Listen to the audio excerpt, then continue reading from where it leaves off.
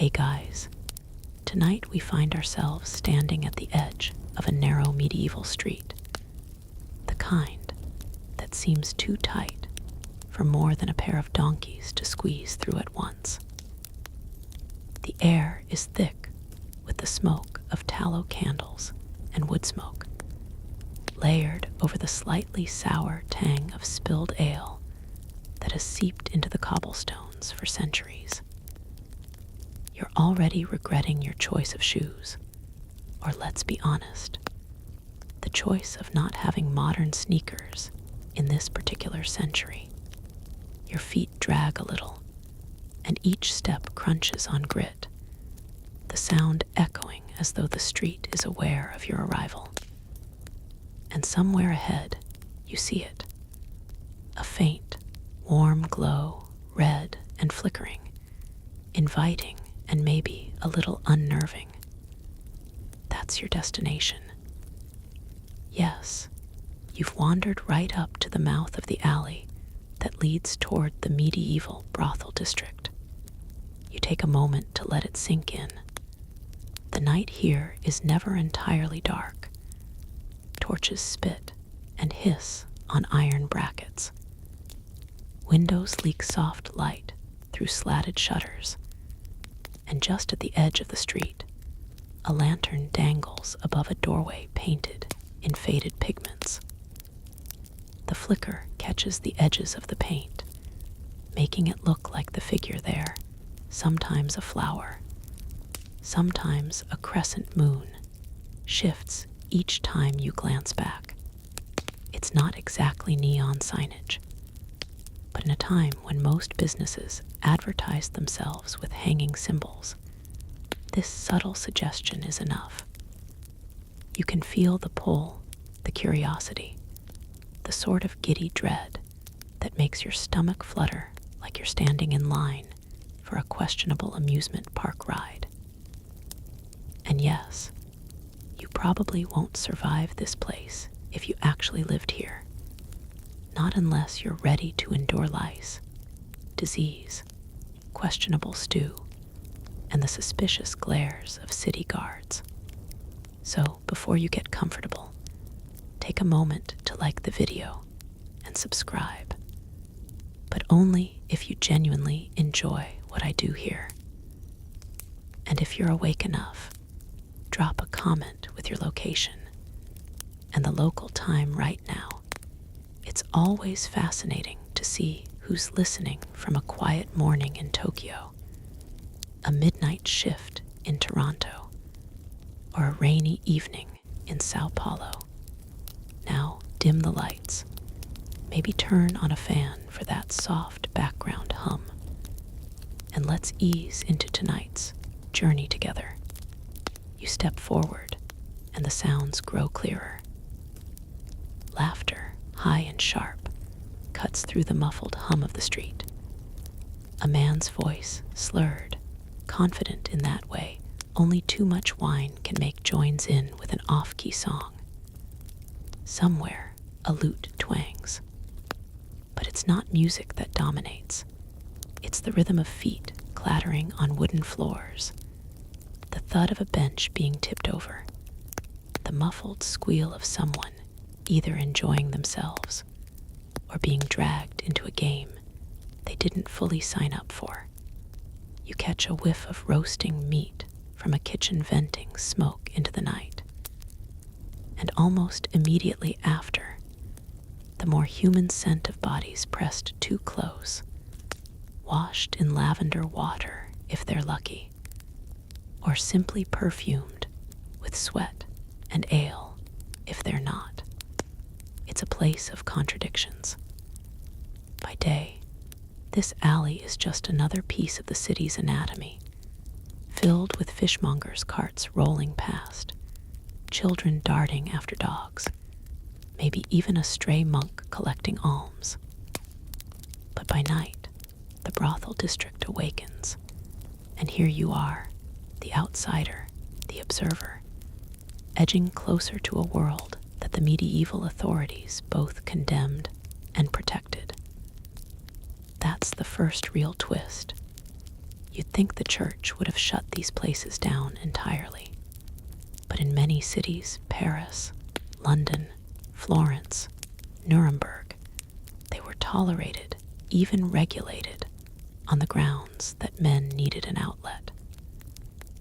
Authorities argued it was better to confine lust within designated doors than risk chaos on the streets.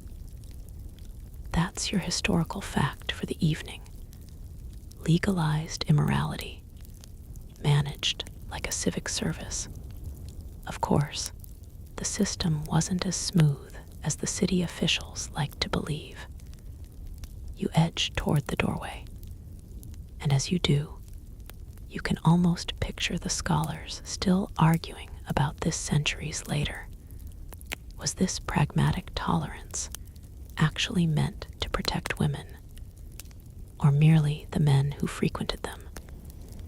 Did regulation reduce crime, or did it simply institutionalize exploitation? Historians still debate it, and they probably always will, because the evidence left behind is as murky as the stew you can smell bubbling in the kitchen. Speaking of stew, the scent is oddly comforting, and your stomach grumbles. But then you remember one quirky detail you'd rather not. Brothels sometimes doubled as cheap taverns, serving meals made of whatever cuts were available. Sometimes that meant respectable beef or lamb. Sometimes it meant eel pies, which sound exotic until you realize they were considered budget-friendly because eels were easy to catch in the filthy rivers. And sometimes, if you weren't lucky, it meant meat of a mysterious source that no one wanted to name too loudly. That stew. It might keep you alive, but it's not Michelin-starred. Still, hunger trumps caution, and you make a mental note to avoid anything with a suspicious chewiness.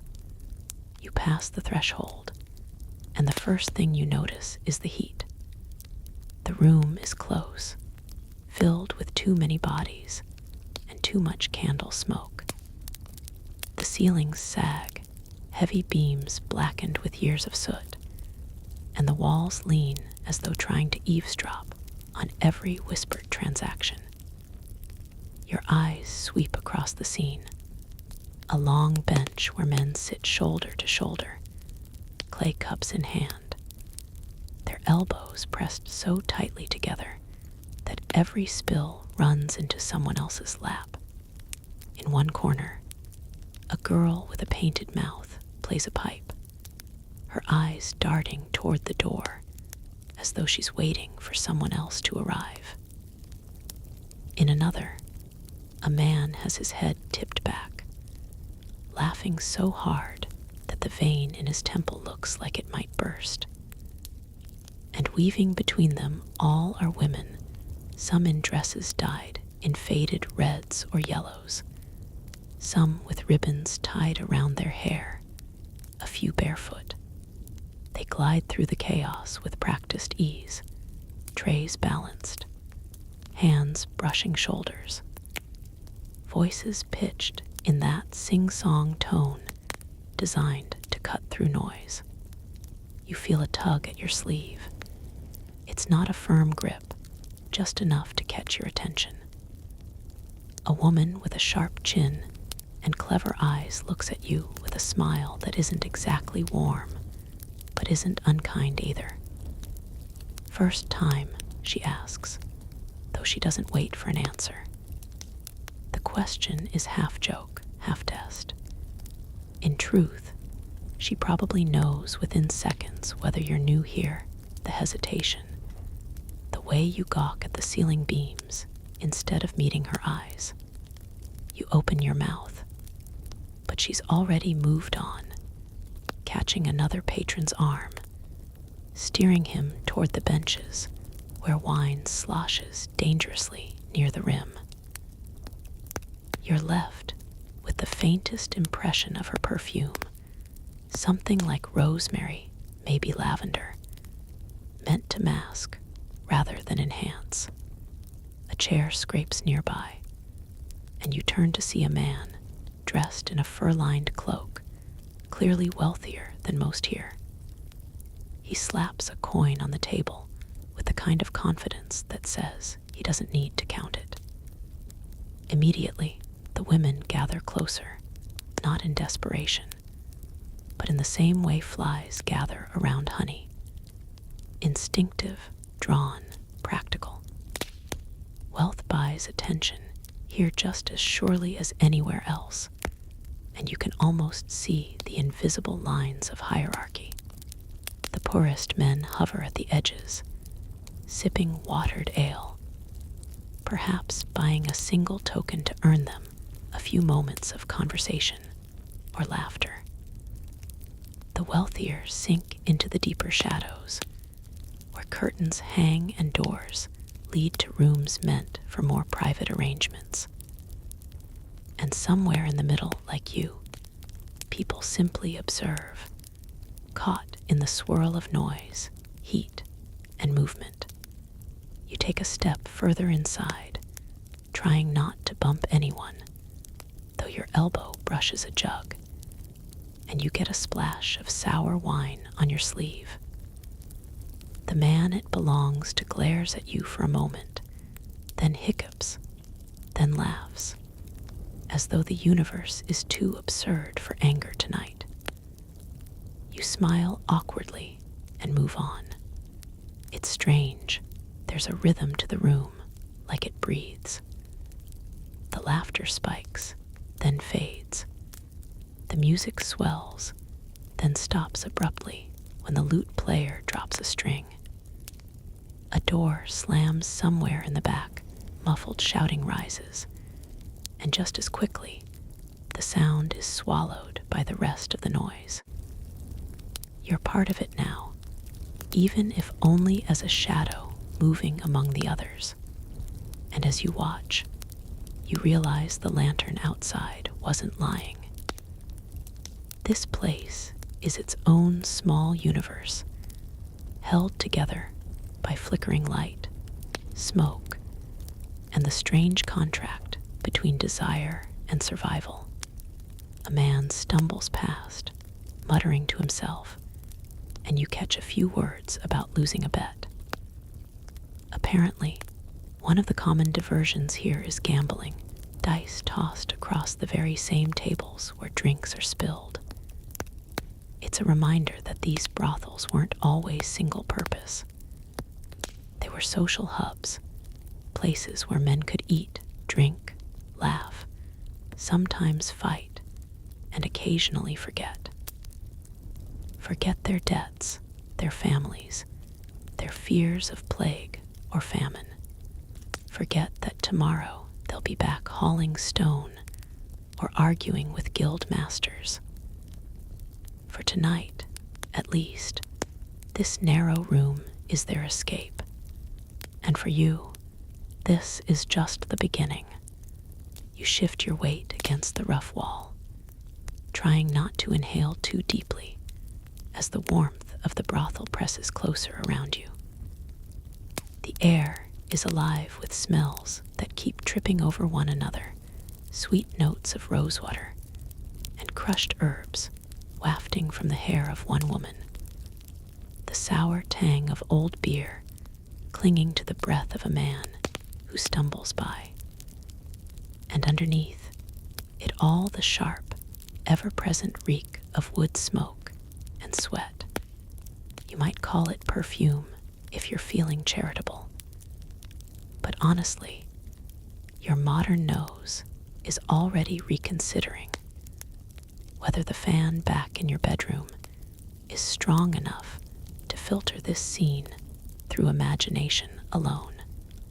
Your gaze sweeps across the crowded benches, and it's impossible not to notice the contrast between the promise painted by lantern light outside and the reality inside.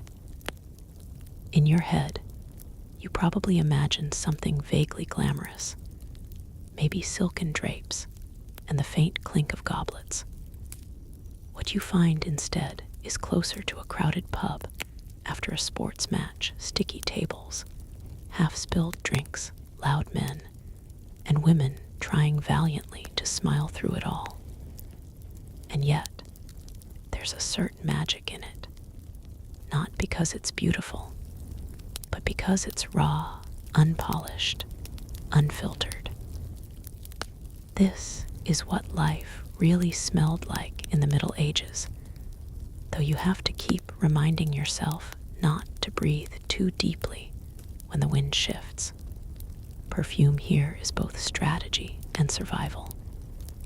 The women dab themselves with oils made from lavender, sage, rosemary, or the rarer imported spices like cinnamon, if they can get it.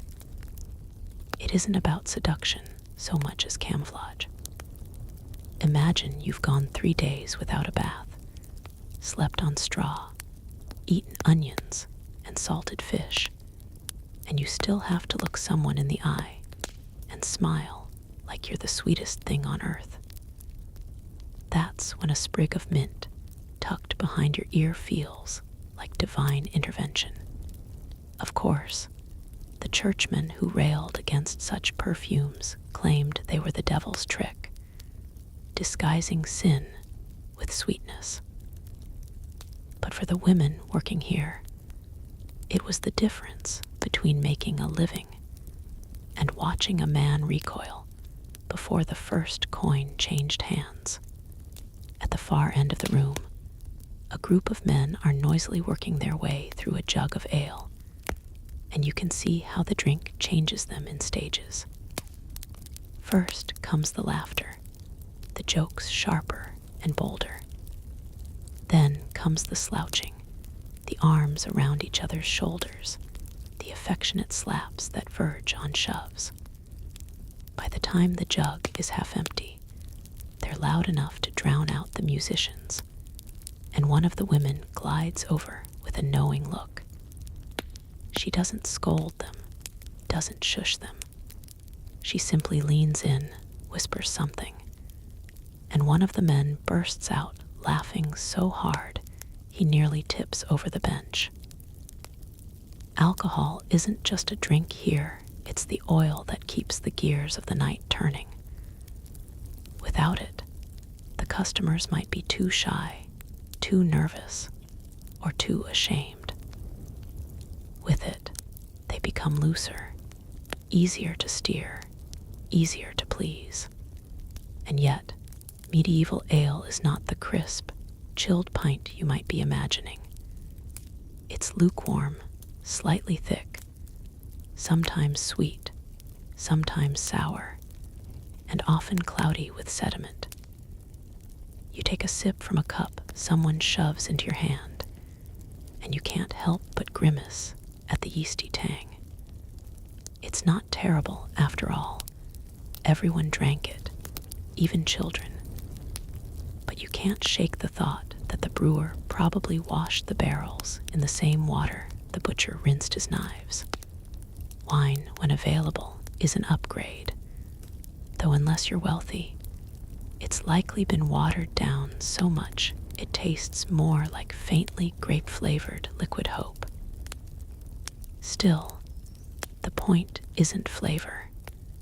It's forgetfulness. Hygiene, though hygiene is another matter. You edge past a doorway, peering into a back corridor, and catch sight of a wooden tub. Someone has been bathing in it recently, though bathing might be too generous a word. The water is gray, with a suspicious film on top, and a bucket sits beside it, half filled with more of the same. A perfumed sachet floats lazily on the surface, a desperate attempt to pretend this is cleansing rather than just rearranging dirt. In theory, brothels kept bathing tubs for their workers, especially in the larger regulated establishments. Cleanliness was supposed to reassure clients, and some cities even mandated weekly baths for women working in the trade. in practice. Water was heavy to haul, wood was expensive to burn, and baths were often little more than shallow rinses in a communal tub that saw more reuse than you'd like to think about. And yet, there's something strangely human about it. You picture one of the women, late at night, lowering herself into lukewarm water, closing her eyes, pretending for a moment that the rosemary floating nearby makes her feel renewed. Maybe she laughs at herself, maybe she sighs, maybe she lets her guard down for just a few stolen minutes before the work of the night begins again. There's dignity even in the effort, even when the result falls short of what you'd call clean. Still, it doesn't take long before your nose reminds you that for every sachet of lavender, there's a man who hasn't washed since last Lent. And that's not an exaggeration. Bathing was infrequent for most medieval folk, more ritual than routine.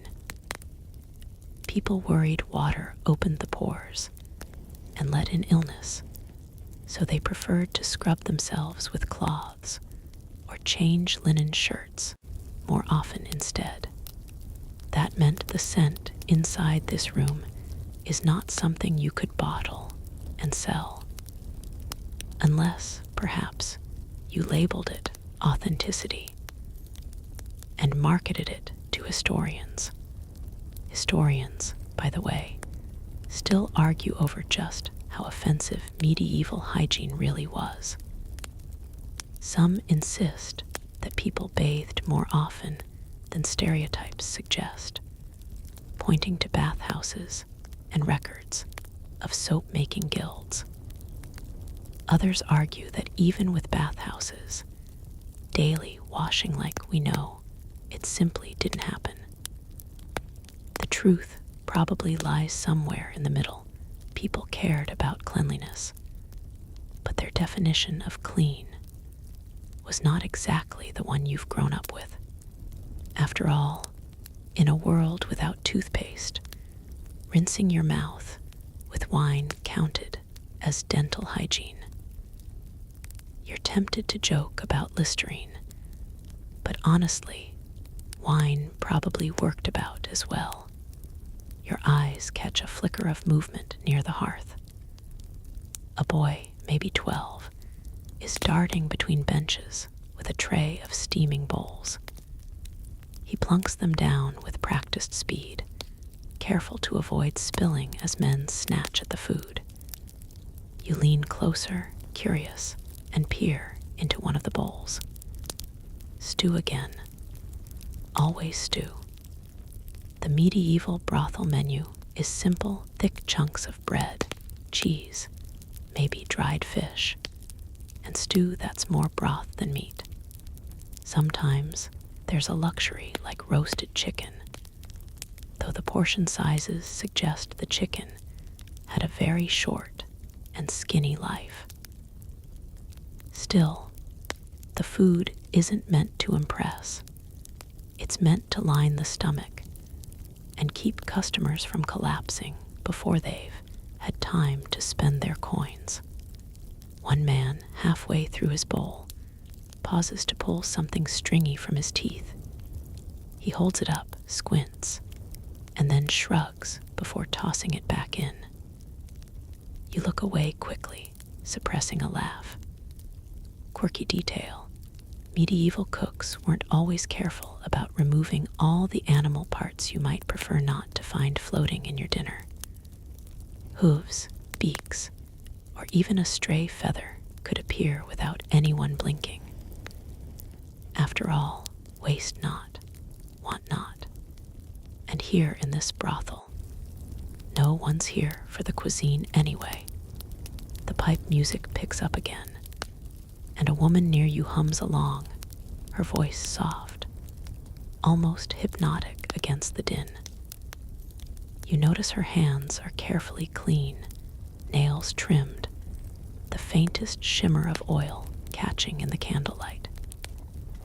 She's taken care to present herself as polished as possible, even if her dress is patched at the seams. She glances at you, half smiling, as though daring you to notice the effort. And in that small gesture, you see the truth of this world: perfume, ale, hygiene. All of it isn't about luxury. It's about survival through appearance, about constructing a fragile illusion that lets everyone in the room believe they've stepped outside their daily struggles. Even if only for an evening, the noise swells again as a new group of men enter, stamping their feet against the cold outside. One of them holds up a pouch, shaking it so the coins jingle, and immediately the mood shifts. More perfume drifts through the air, more ale sloshes into cups, and the stew boy rushes to refill bowls. The cycle continues, hour after hour, night after night, until even you start to feel lulled by the rhythm of it all, the perfume that doesn't quite mask the sweat, the ale that dulls but doesn't satisfy, the baths that rinse but don't cleanse. It's messy, it's imperfect, it's life. And as you stand there, letting it all soak in, you can't help but chuckle softly. Because somehow, despite everything, the questionable stew, the cloudy ale, the rosemary sachet floating in a tub, it works. The illusion holds. The lantern outside promises a world of warmth and escape. And here you are, living it, even if just for a little while. You linger longer than you meant to, pressed against the shadowed wall. But the more you watch, the more you realize that the true story of this place isn't in the noise, or the food, or even the sour ale. It's in the people. The women, especially. They move through the room with practiced calm, some laughing too loudly at jokes that barely deserve a chuckle, others leaning against door frames with folded arms, letting their silence draw men in like moths drawn to an unlit candle. It's here, in the tilt of a head, in the arch of an eyebrow, in the measured sway of hips, that the entire fragile economy of the brothel rests. You watch one woman sit beside a man who looks like he hasn't smiled in years. His shoulders sag, his face weathered from sun and work, his hands cracked from some trade involving too much salt or lime. She leans in, whispers something you can't hear, and for a brief moment, his mouth cracks into a grin. Not a wide one, not free of pain, but enough to remind you that people came here as much for comfort as for flesh. Historians have written that in medieval brothels, not every transaction was about sex. Some men simply wanted someone to talk to, someone to sit beside them, to let them feel noticed in a world that rarely offered softness. It's hard not to see it in his face, the sheer relief of being acknowledged.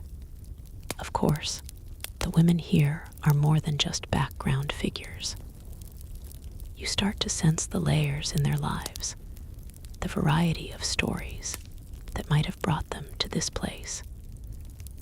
Some were likely born into poverty and found few other ways to survive once families couldn't or wouldn't keep them. Others may have been widows, left adrift in a society that didn't exactly roll out safety nets for women without husbands.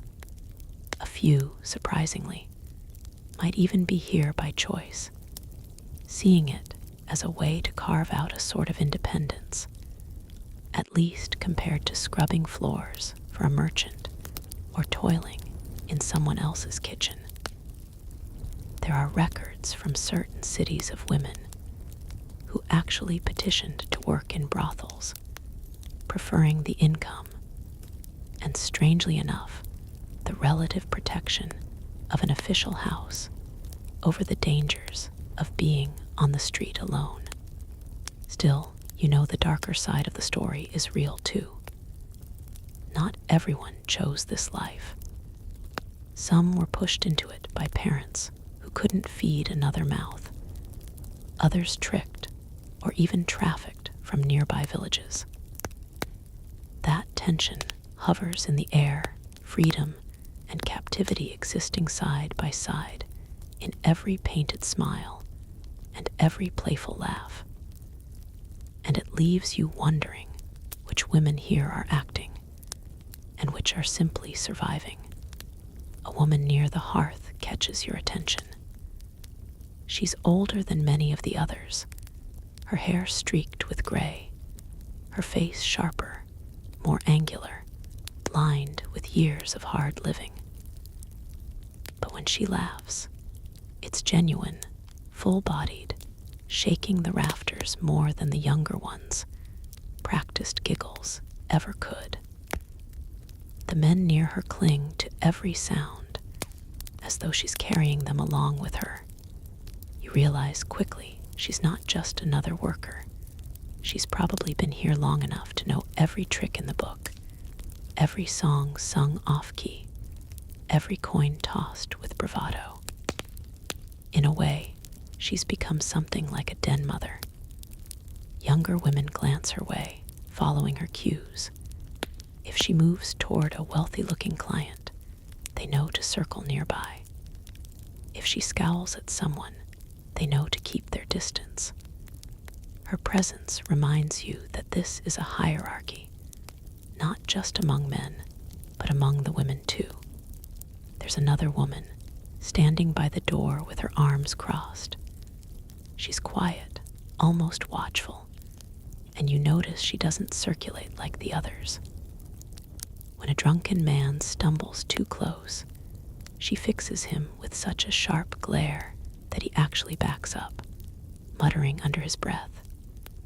She might be new, still finding her place. Or perhaps she's working in another capacity, not as entertainer, but as lookout, as a kind of watchful presence, making sure things don't boil over. That's something historians note, too. These women weren't passive. They created their own systems of protection, forming bonds and unspoken rules to keep each other safe in a world where danger could walk through the door at any moment.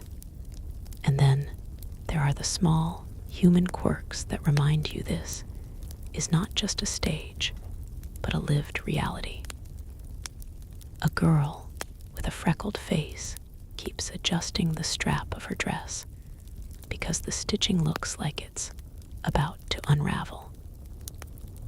Another keeps fiddling with a tiny wooden charm strung around her neck, maybe a saint's token, maybe just a carved trinket from someone she loved once. A third trips slightly while carrying a tray, and her laughter rings out, genuine and unguarded, as though she's momentarily forgotten the act she's supposed to keep up. These glimpses break through the illusion of perfume and painted lips, reminding you that these are women with histories, with fears, with small joys, not just anonymous figures in a smoky room. As you edge closer, you overhear snippets of conversation that deepen the picture. One woman tells another about her sister's new baby, her voice soft with longing. Another mentions a patron who promised to return but didn't, and the second woman rolls her eyes knowingly, as though she's heard that story 100 times. A third, haggles lightly with a man over the price of a drink, teasing him that if he's too cheap for ale, he's probably too cheap for her company. The room bursts into laughter at his expense, but the man takes it in stride, flipping her a coin anyway. It hits you that humor is one of their sharpest tools. A joke diffuses tension, builds camaraderie, makes the transaction feel less like a transaction. In fact, medieval records mention that some women were prized for their wit as much as their looks. A clever tongue could earn repeat customers just as reliably as a pretty face. And as you listen to the banter, dry, sharp, sarcastic at times, you realize that even in this dim, crowded space, laughter is what keeps everything balanced. What turns survival into something almost bearable. Not everyone here is laughing, though. In the far corner, a young woman sits by herself, her eyes vacant, her hands clenched around a cup she hasn't touched. You wonder about her story, what path led her here, what thoughts keep her so still amid the chaos. She could be mourning, she could be exhausted, or she could simply be retreating into herself, letting the noise swirl around her like a storm she refuses to enter. The sight is a quiet reminder that not all of the women here are thriving, and that behind every painted smile is a truth too complex to fit into neat categories of choice or coercion. Historians still argue about how much agency women in medieval brothels really had. Some see them as victims of a patriarchal system that left them few options. Others highlight the ways they carved out independence, managing their own earnings, forming communities, even suing clients or officials in court when wronged. The debate rages on because the records are fragmentary, full of gaps and biases, often written by men with little interest in preserving the women's own voices. You feel that tension hanging in the air, the impossibility of ever truly knowing how each of these women saw herself, how she told her own story when the doors closed and the candles went out. And yet, there's something grounding in being here, in picturing the details as vividly as you can. You imagine one woman's hands stained faintly with dye from mending her own dress, another's lips chapped from the cold outside, despite her careful paint, another humming a lullaby under her breath when she thinks no one is listening.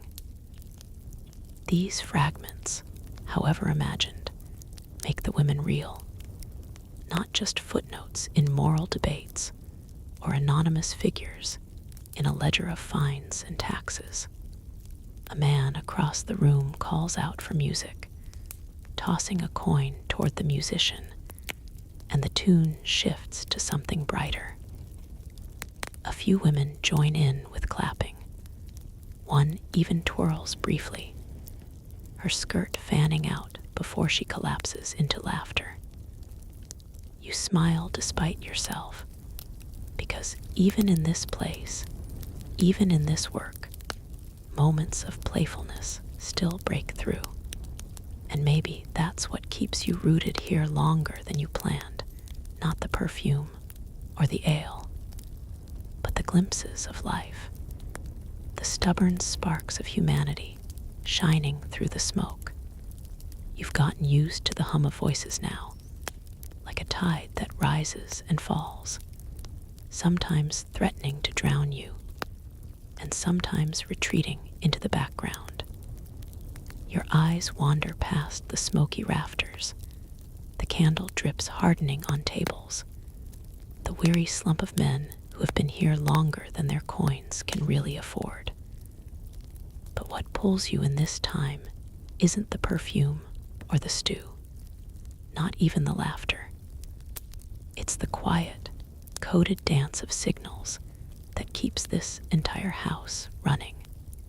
At first, it seems chaotic, people wandering, women weaving, men shouting.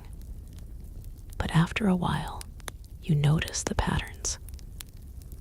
You start to realize there are rules beneath the noise and secret little systems that make everything tick. Near the entrance, a man jingles something in his hand. You hear it faintly, a clatter of small wooden discs. Tokens, not coins, not exactly, but carved markers given out when money changes hands. The idea is simple. The customer pays the madam or the keeper at the door, and in return receives tokens that can be discreetly passed on to the women. That way, the workers aren't forced to haggle in front of everyone, and no one has to argue over missing pennies in the middle of the room. It's an efficiency trick, but also a shield. A woman can accept or reject a token without a public confrontation, and the keeper can keep track of business without too much chaos. Of course, you're tempted to imagine how many of those tokens end up misplaced in sleeves or forgotten in boots, and whether someone someday found a bag of them buried under a floorboard and wondered if they'd stumbled on treasure or just a ledger of awkward evenings. You notice one man slip a token across the table with the subtlest movement, fingers brushing the woman's palm for only a second. She smiles, rises, and glides toward the back without a word. The rest of the table doesn't even blink. They've seen it 100 times. That's the thing. This place runs on quiet agreements, practiced motions, unspoken codes that make the business flow without needing to be spelled out. But tokens are just one piece of the puzzle. There are also the signals, the ones whispered, hinted, or gestured when someone doesn't want to be obvious. A tilt of the head toward the stairs, a flick of the hand toward a curtain, a certain kind of smile that means follow. In some cities, these gestures became so standardized that even outsiders could learn them after a few nights of watching. Others relied on more elaborate systems. Bells rung softly in hallways, colored ribbons tied on door latches, even chalk marks scrawled quickly and wiped away before the church inspector made his rounds. You lean in, paying closer attention now, and it becomes almost like eavesdropping on another language, one built out of winks, sighs, and barely audible words. The church, of course, was always suspicious of this discretion. Officials wanted everything out in the open, regulated, taxed, monitored. That was part of why cities pushed for tokens in the first place. It made bookkeeping easier, gave the impression of control. But inside the walls, you can feel how flimsy that control really is. For every wooden token accounted for, there's a whispered promise traded in a shadowed corner. For every regulation written down, there's a new signal invented to step around it. It's a cat-and-mouse game between authority and desire, and you're standing in the middle of it, watching the rules bend without ever breaking. In the corner near the stairwell, you spot something you almost missed. A A small bell hangs from a post, tied with a fraying ribbon. At first, you think it's decoration, but then you see one of the women brush her hand against it as she leads a man upstairs. The sound is barely audible, swallowed by laughter and music, but it's there, a delicate note, a marker. Maybe it's to signal that a room is occupied. Maybe it's to alert someone to keep watch. Maybe it's simply habit, tradition carried over from 100 nights before. It's a tiny sound, but you catch it, and suddenly you're alert to every faint jingle, every small detail that hints at the hidden order of this house. And speaking of order, you start to notice how carefully movement is managed. Men don't just wander wherever they like, not really. The women guide them, steering with a hand on the arm, a laugh, a glance over the shoulder. Even when it looks casual, it is. You realize quickly that this, too, is a code. The women are not just entertainers, they're conductors in a noisy orchestra, directing the flow so nothing crashes too loudly, so no drunk lingers too long in the wrong place. Their signals to each other are even subtler. A nod across the room, a raised eyebrow, a slight shake of the head. You'd miss it if you weren't watching closely, but it's there, a silent network keeping the balance. There's one quirky little trick you overhear. In some brothels, when a client was too drunk, too stingy, or simply too unpleasant, the women would share a glance and steer him into a game of dice instead, making him lose his coins there rather than letting him spoil the atmosphere. It's oddly ingenious, turning a problem into profit. You wonder if the man ever caught on, or if the ale kept him blissfully oblivious. Historians still argue about how standardized these systems were. Some insist every brothel in a city followed the same codes, while others believe each house had its own set of tricks, passed down like family recipes. The debate continues because the evidence is scattered. Tokens have been found in some cities, but not others. Bells mentioned in records in one place, but absent elsewhere. What seems certain, though, is that medieval brothels were far from chaotic free-for-alls. They were choreographed spaces, balancing secrecy and spectacle, order and improvisation, all designed to keep business running and trouble minimized. As you stand there, letting the layers sink in, you can't help but marvel at how much effort goes into keeping everything quiet, discreet, smooth. It's not about glamour. It's about survival. Every token, every whisper, every bell note is part of a delicate machinery designed to protect the women, to satisfy the clients, and to keep the authorities appeased just enough to look the other way. And then, because this is still the medieval world, you notice the little ways it doesn't always work. A man tries to press a coin directly into a woman's hand, bypassing the token system. She laughs and shakes her head, but he insists. Finally, she slips it into her sleeve and leads him away. Rules bent, just like that.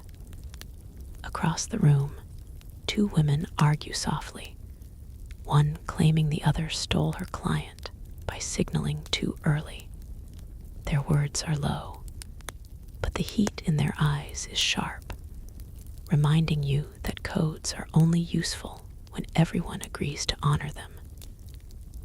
And somewhere upstairs, a door slams, followed by the unmistakable sound of a man complaining too loudly about the price.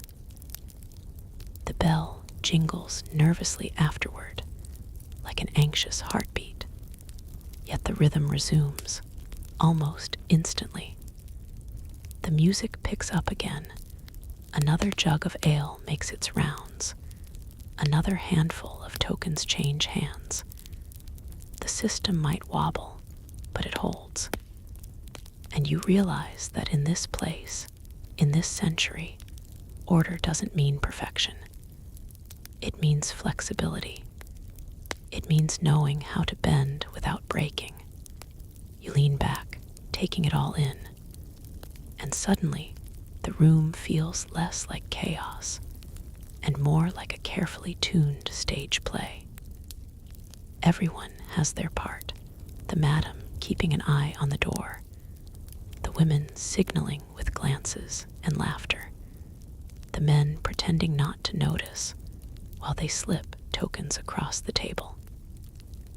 Even the stew boy plays his role, darting in at just the right moment to fill a bowl and keep someone sitting longer.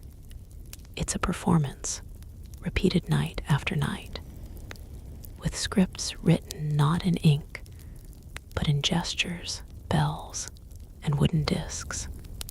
And though you know it's all built on survival, on compromise, on the constant push and pull between desire and danger, you can't help but admire the craft of it. It's subtle, clever, intricate, the kind of hidden order you'd never notice unless you stop to watch. And here you are, standing in the middle of it, letting the codes whisper their way into your ears. The deeper you stay, the more you begin to hear not just the laughter, but the friction beneath it. The constant tug-of-war between what the brothel is meant to be and what the world outside demands of it. For all its clinking cups and soft voices, you begin to understand that this is a place held together by rules no one fully wants to follow. The laws of the city, the decrees of the church, the unspoken agreements among the women themselves, all of it hangs in the air like smoke, shaping every glance, every exchange, every whispered promise. It starts with the city, always the city. Municipal authorities had long recognized the impossible, try to stamp out prostitution completely, and it resurfaces in darker, more dangerous corners, tolerated openly, and you risk scandal, riots, or worse, the church's wrath. And so the compromise was born. The brothel became both legal and illegal, sanctioned yet condemned, its existence acknowledged by edict, but always wrapped in shame. Some cities went as far as to assign specific quarters for such houses, a red light boundary before the term even existed. In these districts, the women could work under certain conditions, pay fees, submit to inspections, obey curfews. The illusion was that order had been imposed, that the trade was confined neatly within walls. But you can see it in the faces here. Order is only ever a performance, and performances are messy behind the curtain. The church looms largest in all this. Its teachings thunder against fornication, against lust, against the corruption of the flesh. And yet, even its most fiery preachers recognized an inconvenient truth. Men would stray. Knights, pilgrims, even clerics themselves would seek out what the church forbade. And so, in a paradox that still echoes in the rafters, some religious authorities tolerated brothels as a necessary evil, a way of protecting respectable women from being approached in streets or assaulted in their homes. The language of sin was twisted into the language of containment. Better to confine vice to a house like this, where it could be supervised, than to allow it to spill into every alley and marketplace. But the compromise was fragile. Priests denounced these houses from pulpits, even as city officials collected taxes from them. Decrees were passed: shut down the brothel for Lent, reopen it after Easter. 1 year it was allowed, the next year outlawed. Sometimes the rules changed with each new ruler, each bishop with a slightly different tolerance for hypocrisy. And through it all, the women had to adjust, adapting their lives to the rhythms of someone else's morality. You hear fragments of it in their conversations. One woman mentions how last winter the bishop's men raided the place, forcing everyone into the street to make a show of virtue.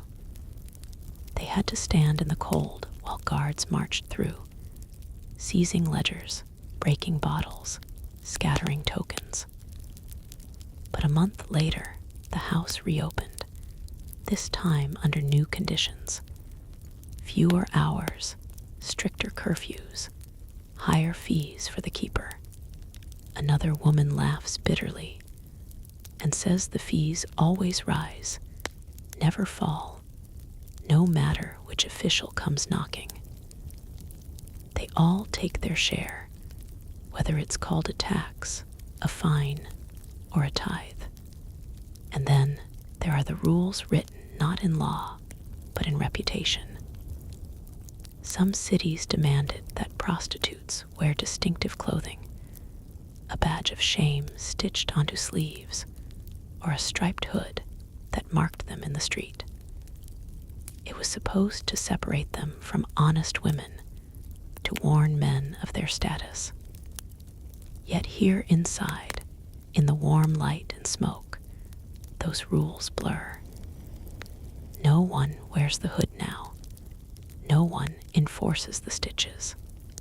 Inside the brothel, the rules that humiliate outside are shed at the threshold, like muddy boots left at the door.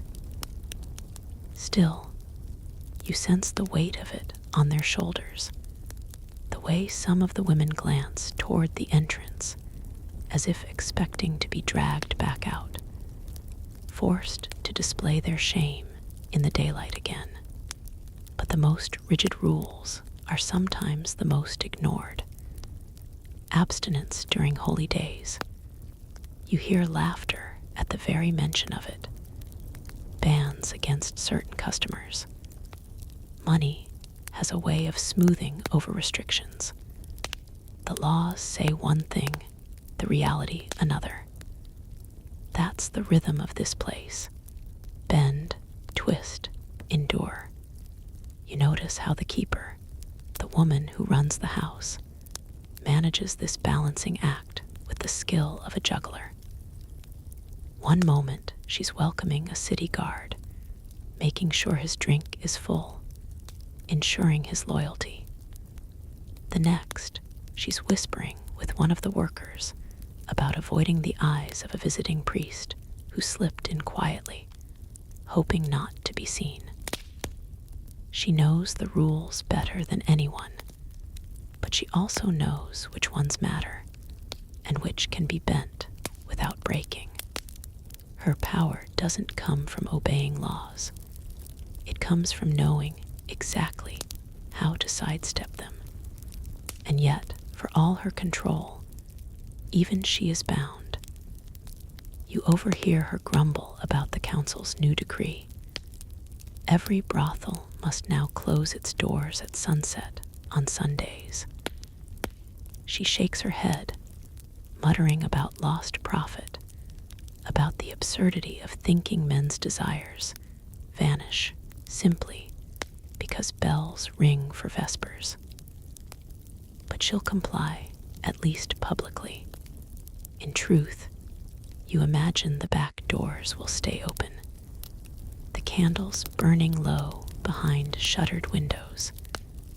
Another quiet defiance that no one will speak of, but everyone will know.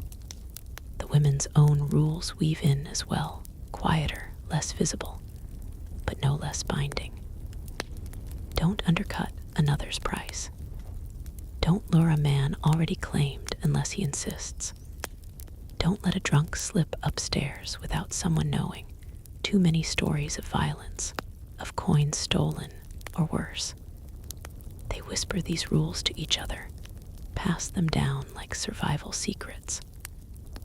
They're not written anywhere, not enforced by city or church, but here they are iron laws. Break them, and you risk more than a fine. You risk being cast out, left without protection, thrown into the streets where survival is far crueler. It's a world where rules serve not morality, but survival. The city writes them to keep order. The church preaches them to save souls. The women invent them to keep themselves alive. And all of them overlap, contradict, and collide until you're left with a maze of obligations that no one can fully obey. That's why, as you look around, you see so much improvisation. A law bent here, a token traded there, a curfew skirted with a bribe. It's not rebellion, it's endurance. And in endurance, there is a kind of wisdom. The wisdom to smile when a guard demands free ale, even as you hide the good wine in the cellar. The wisdom to nod when the priest condemns you from the pulpit, then welcome him through the back door later that night. The wisdom to pretend the rules matter, while quietly knowing that only survival does. You let the smoke fill your lungs and the laughter press against your ears, and you realize the paradox is the point. The rules are meant to be broken because they were never written for the people inside these walls. They were written to satisfy the conscience of those outside, to make the city believe it had tamed desire. But desire is untamable, and here in the heart of the brothel, it bends the rules until they barely hold shape at all. And so the night continues. Another decree ignored, another law twisted, another whispered promise traded under candlelight. The rules are there, yes, but only as shadows on the wall, flickering in the lamplight, fragile and fading with every laugh, every kiss, every clink of a wooden token. You linger long enough to sense the shifting undercurrents of competition inside these walls. The laughter and candlelight make it appear easy, but beneath the surface, this is a marketplace like any other, and markets mean rivalry. Desire might be infinite, but so is ambition, and every woman here is trying to carve her own place, her own survival, her own advantage. You see it first in the glances. Two women watch as a merchant, his purse bulging with coins, stumbles into the main hall. One tilts her head, letting her hair fall just so across her shoulder. The other leans against a pillar, her smile quiet but certain, the kind that suggests patience rather than eagerness. Both know the game, both measure him before making a move. And as he scans the room, you feel the silent push between them, not cruel, not overt, but charged. In the end, he chooses neither immediately, instead buying wine first, which buys the women more time to maneuver. Competition here isn't always loud. Sometimes it's subtle, a nudge of the elbow when a customer seems torn, a whisper of rumor about who is gentlest, who is rough, who sings while she works. Reputation in this house is currency as real as coin. One night's tale, told in the wrong ear, can cost someone weeks of earnings. That's why jokes always carry a double edge. You never know if the laughter is meant to wound or to bond. And yet, strangely, competition doesn't always divide. It also forges unlikely alliances. Two younger women might team together to keep the attention of wealthier patrons, presenting themselves as a pair rather than rivals. The tips are split, but so are the risks, and sometimes protection matters more than profit. You overhear one woman explain how, if she's in a room with a particularly aggressive man, another will deliberately linger nearby, pretending to tidy the hall, ready to intervene if needed. Rivalry exists, yes, but so does a kind of battlefield camaraderie. You're not friends, necessarily, but you are soldiers in the same war, and even soldiers who compete for glory sometimes watch each other's backs. The keeper knows this, of course. She has her own strategies to maintain balance. Too much infighting, and the house suffers. Too much solidarity, and her authority weakens. So she stirs the pot just enough, praising one woman's singing voice in front of another, remarking that a particular customer prefers blondes, hinting that someone earned more last night than she admitted. It's not malice, it's management. Divide enough to keep control, unite enough to keep business flowing. You can see how carefully she tends this equilibrium, like a gardener pruning plants to prevent them choking each other. There's another layer, too, the hierarchy among the women themselves. Some are veterans who know how to read a man's coin purse before he even speaks. They claim the best chambers, the more reliable clients, the choice of wine. The newer ones take what's left the drunkards, the late-night wanderers, the men who pay with tokens instead of coin. Advancement means more than beauty. It's about endurance, wit, the ability to keep your footing in a place that constantly shifts. A fresh face might draw attention, but unless she can navigate the maze of gossip and rivalry, she'll burn out fast. And then there are the whispered alliances with customers. Certain men become patrons, not just visitors. They slip extra coins, pay debts, sometimes even shield a woman from the worst of the city's hypocrisy. These relationships aren't love, though they may pretend to be. They're negotiations, safety nets woven in a dangerous world. But they come at a cost.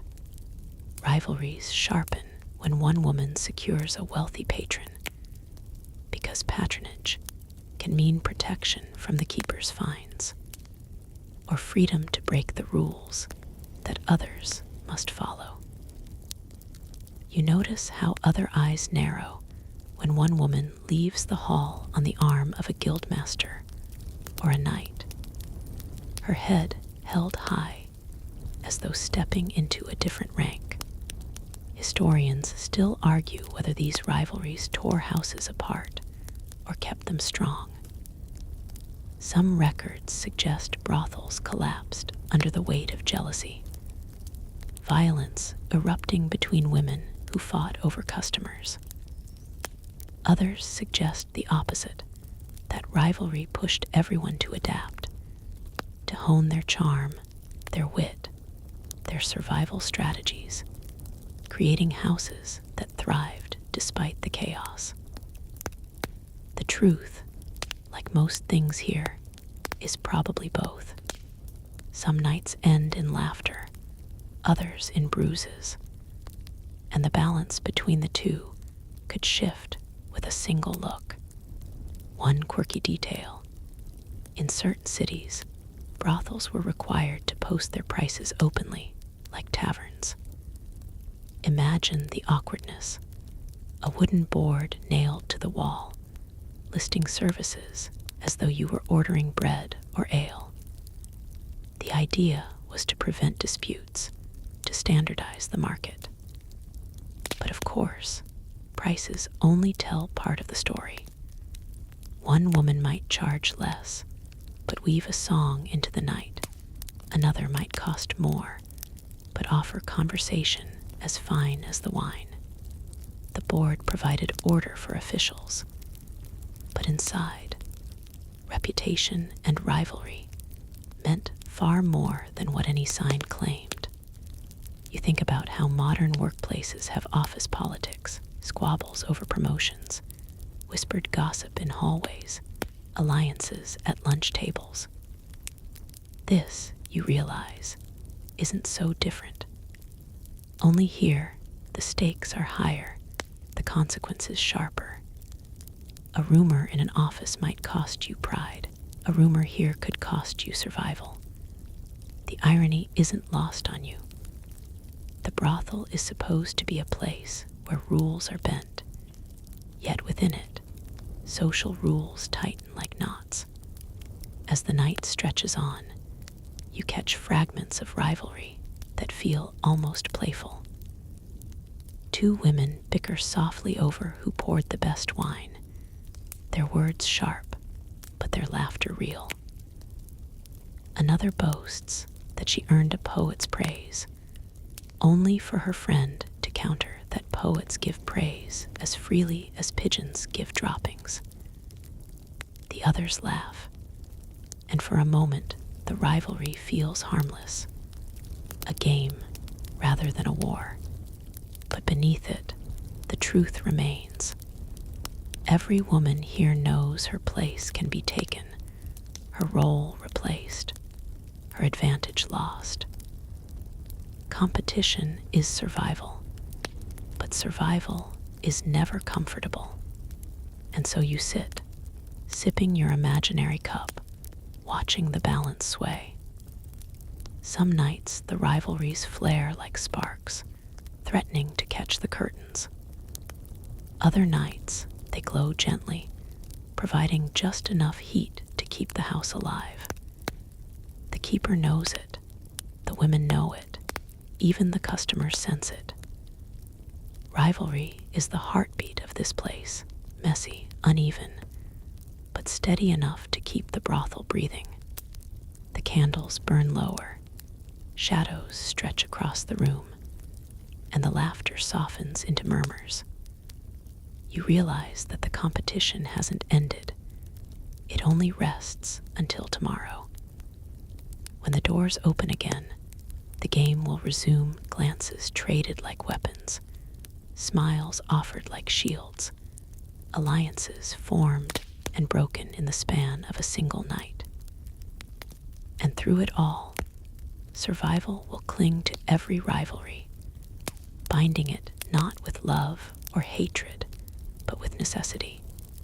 That's the real secret you take with you. Rivalry isn't what tears this house apart. It's what keeps it standing.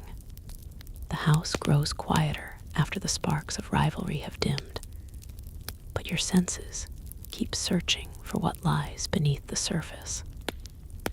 The laughter and music have faded into background murmurs, and you start to notice the things you overlooked before: the clinking of coins at the keeper's desk, the shifting of ledgers, the discreet exchange of favors and payments that keep the brothel's heart beating as much as the wine and warmth.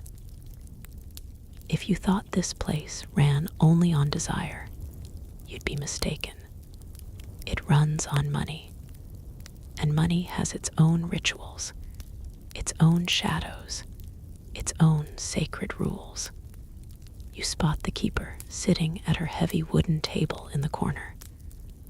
By day, it might look like an ordinary desk, but at night, it transforms into an altar of commerce.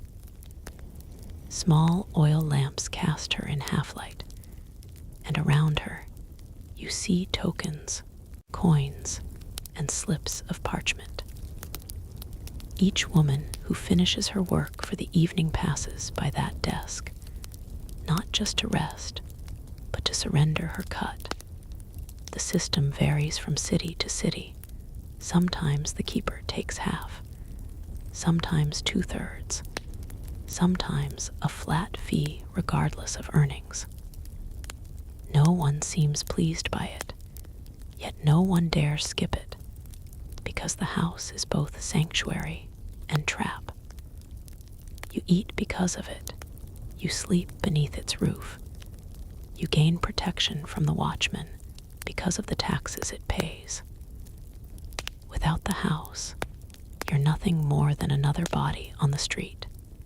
Historians still argue whether the women here kept any meaningful autonomy, or whether every coin was funneled upward until they were left scraping the bottom of their own earnings. Records are hazy, and of course, the officials who wrote them preferred to emphasize regulation and order rather than individual stories. But you can almost feel the tension in each exchange, the relief of having made enough, the sting of watching silver vanish into someone else's purse, the resigned sigh of a woman calculating what little remains to buy food, clothes, or bribes to keep her safe. And oh, the bribes. You've probably noticed already how often money seems to change hands, but it goes beyond the keeper and her women. Outside the door, this house sits in a web of obligations, each thread connected to someone with influence. There's the tax collector, who appears monthly, pretending to frown as he accepts his fee, though you know his wife believes he's collecting from bakeries instead. There's the local watch captain, who strolls in unannounced, never paying in coin, but always leaving satisfied, his silence bought through pleasure rather than silver. Then there are guild officials, bishops, clerks, city scribes, all of them with outstretched hands, some demanding coins, others favors, still others whispered information. The brothel is as much a hub of gossip as of commerce, and sometimes news is worth more than gold. One quirky detail you overhear tonight. In certain towns, brothels were required by law to pay their fines not in coin, but in wax candles for the church. Imagine that your entire night's work transformed into a fat candle burning on an altar. The irony is hard to miss. Pleasure in one place, fueling piety in another, as though the two were secretly partners rather than enemies. You wonder if the women ever lit candles themselves, chuckling as they realized their survival was literally keeping the saints illuminated. You drift further into the rhythm of money changing hands, and you realize how carefully the keeper keeps her accounts. She doesn't just record earnings, she records debts. A woman who borrows a new gown owes for the fabric. A woman who breaks a pitcher owes for the pottery. A woman who angers an official might owe the fine that silences him. The ledger is less about balance than about control. Debts keep women tethered, reminding them that leaving the house isn't simple. You can walk out the door, yes, but your debts walk with you.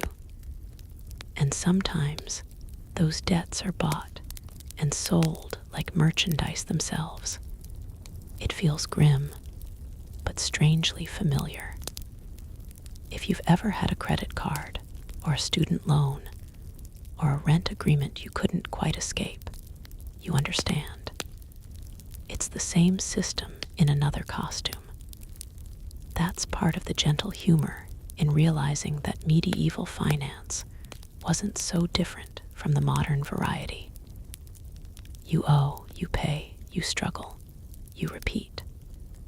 The cycle binds you, and somehow society convinces you it's just the way things work. But not all payments are grim. Some are glittering.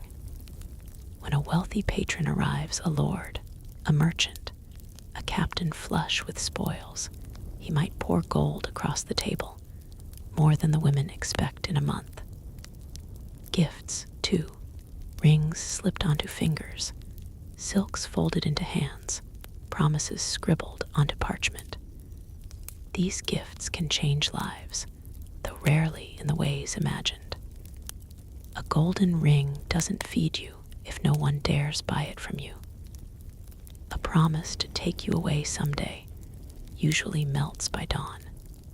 And silks, while fine, don't keep you warm in winter. Still, gifts shimmer, and for a moment they allow someone to imagine she has escaped the ledger's grip. Historians argue whether brothels were engines of exploitation or engines of mobility. Some point to records of women who saved enough to buy taverns of their own, slipping quietly into a new life. Others insist these stories are rare, romanticized exceptions. Most were trapped in cycles of payment and debt until age or illness removed them from the ledger entirely. The truth likely lies in the gray space. Some survived, some thrived, most endured. Money wasn't freedom, but it could sometimes buy a small measure of it.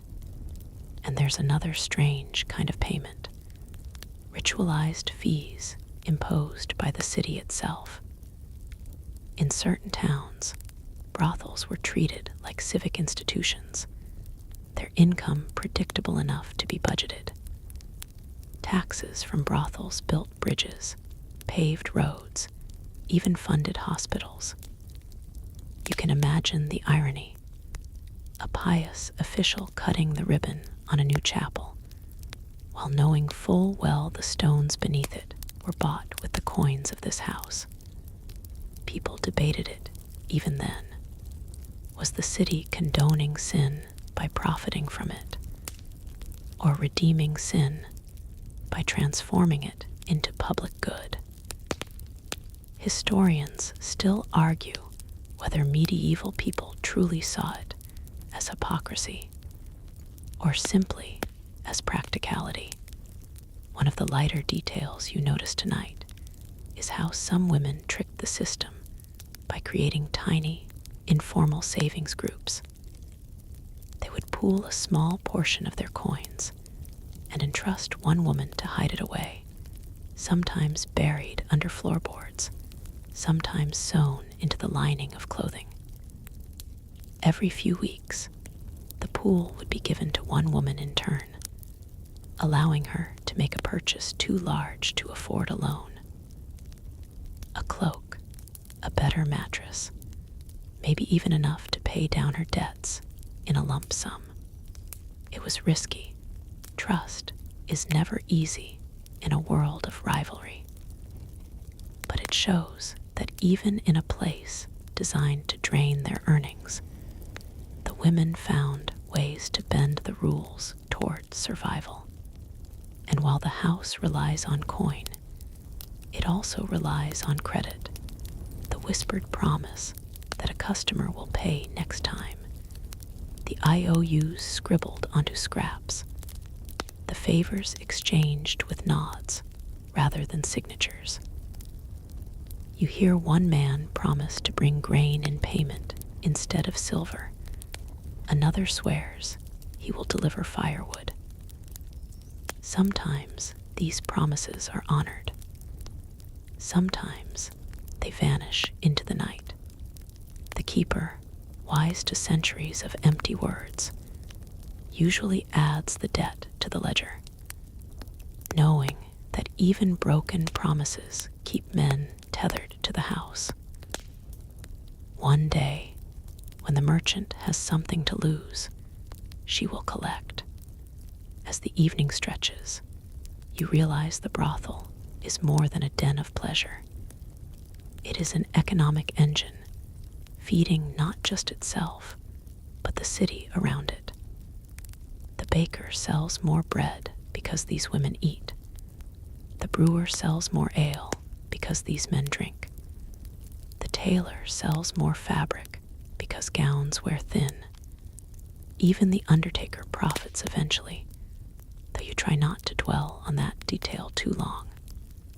The house hums like a hive, each coin spent buzzing outward through the city. There's humor here too, though perhaps a little dark. People may have pretended to disdain brothels, but they certainly didn't disdain the coins they generated. You almost hear the muffled chuckle of a tax collector counting his share, muttering to himself that morality may be priceless, but candles and wine are not. The night wears on. You hear the last coins clatter into the keeper's strongbox, the last debts whispered, the last bargains struck. The women retreat to their chambers, some clutching gifts, others nothing but exhaustion. The keeper closes her ledger, presses wax over the lock, and snuffs her lamp. And just like that, the brothel transforms again from a carnival of rivalry and laughter into a vault of secrets, debts, and promises that will only reopen tomorrow. Money never really sleeps, though. It lingers in the air, in the very floorboards, in the weight of the ledger. Tonight, you've seen how every glance, every laugh, every whispered promise was part of a transaction, whether visible or hidden. And tomorrow, the game begins again, with coins clinking like the slow tolling of a bell.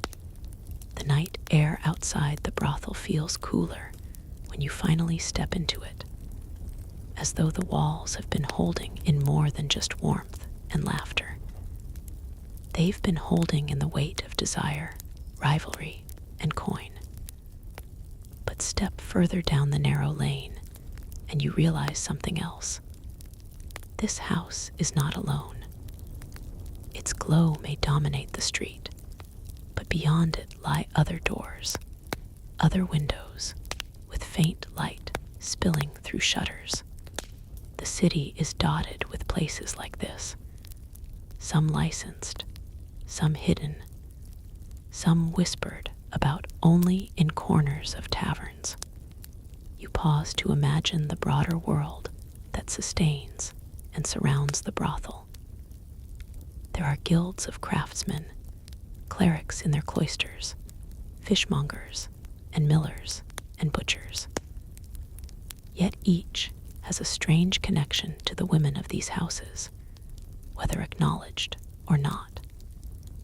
The butcher knows who slips in after dark.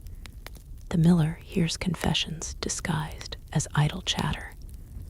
The cleric preaches fiery sermons against temptation, while quietly calculating how much tithe comes from the very men he condemns. Brothels were not isolated from the rest of medieval life. They were woven into its fabric.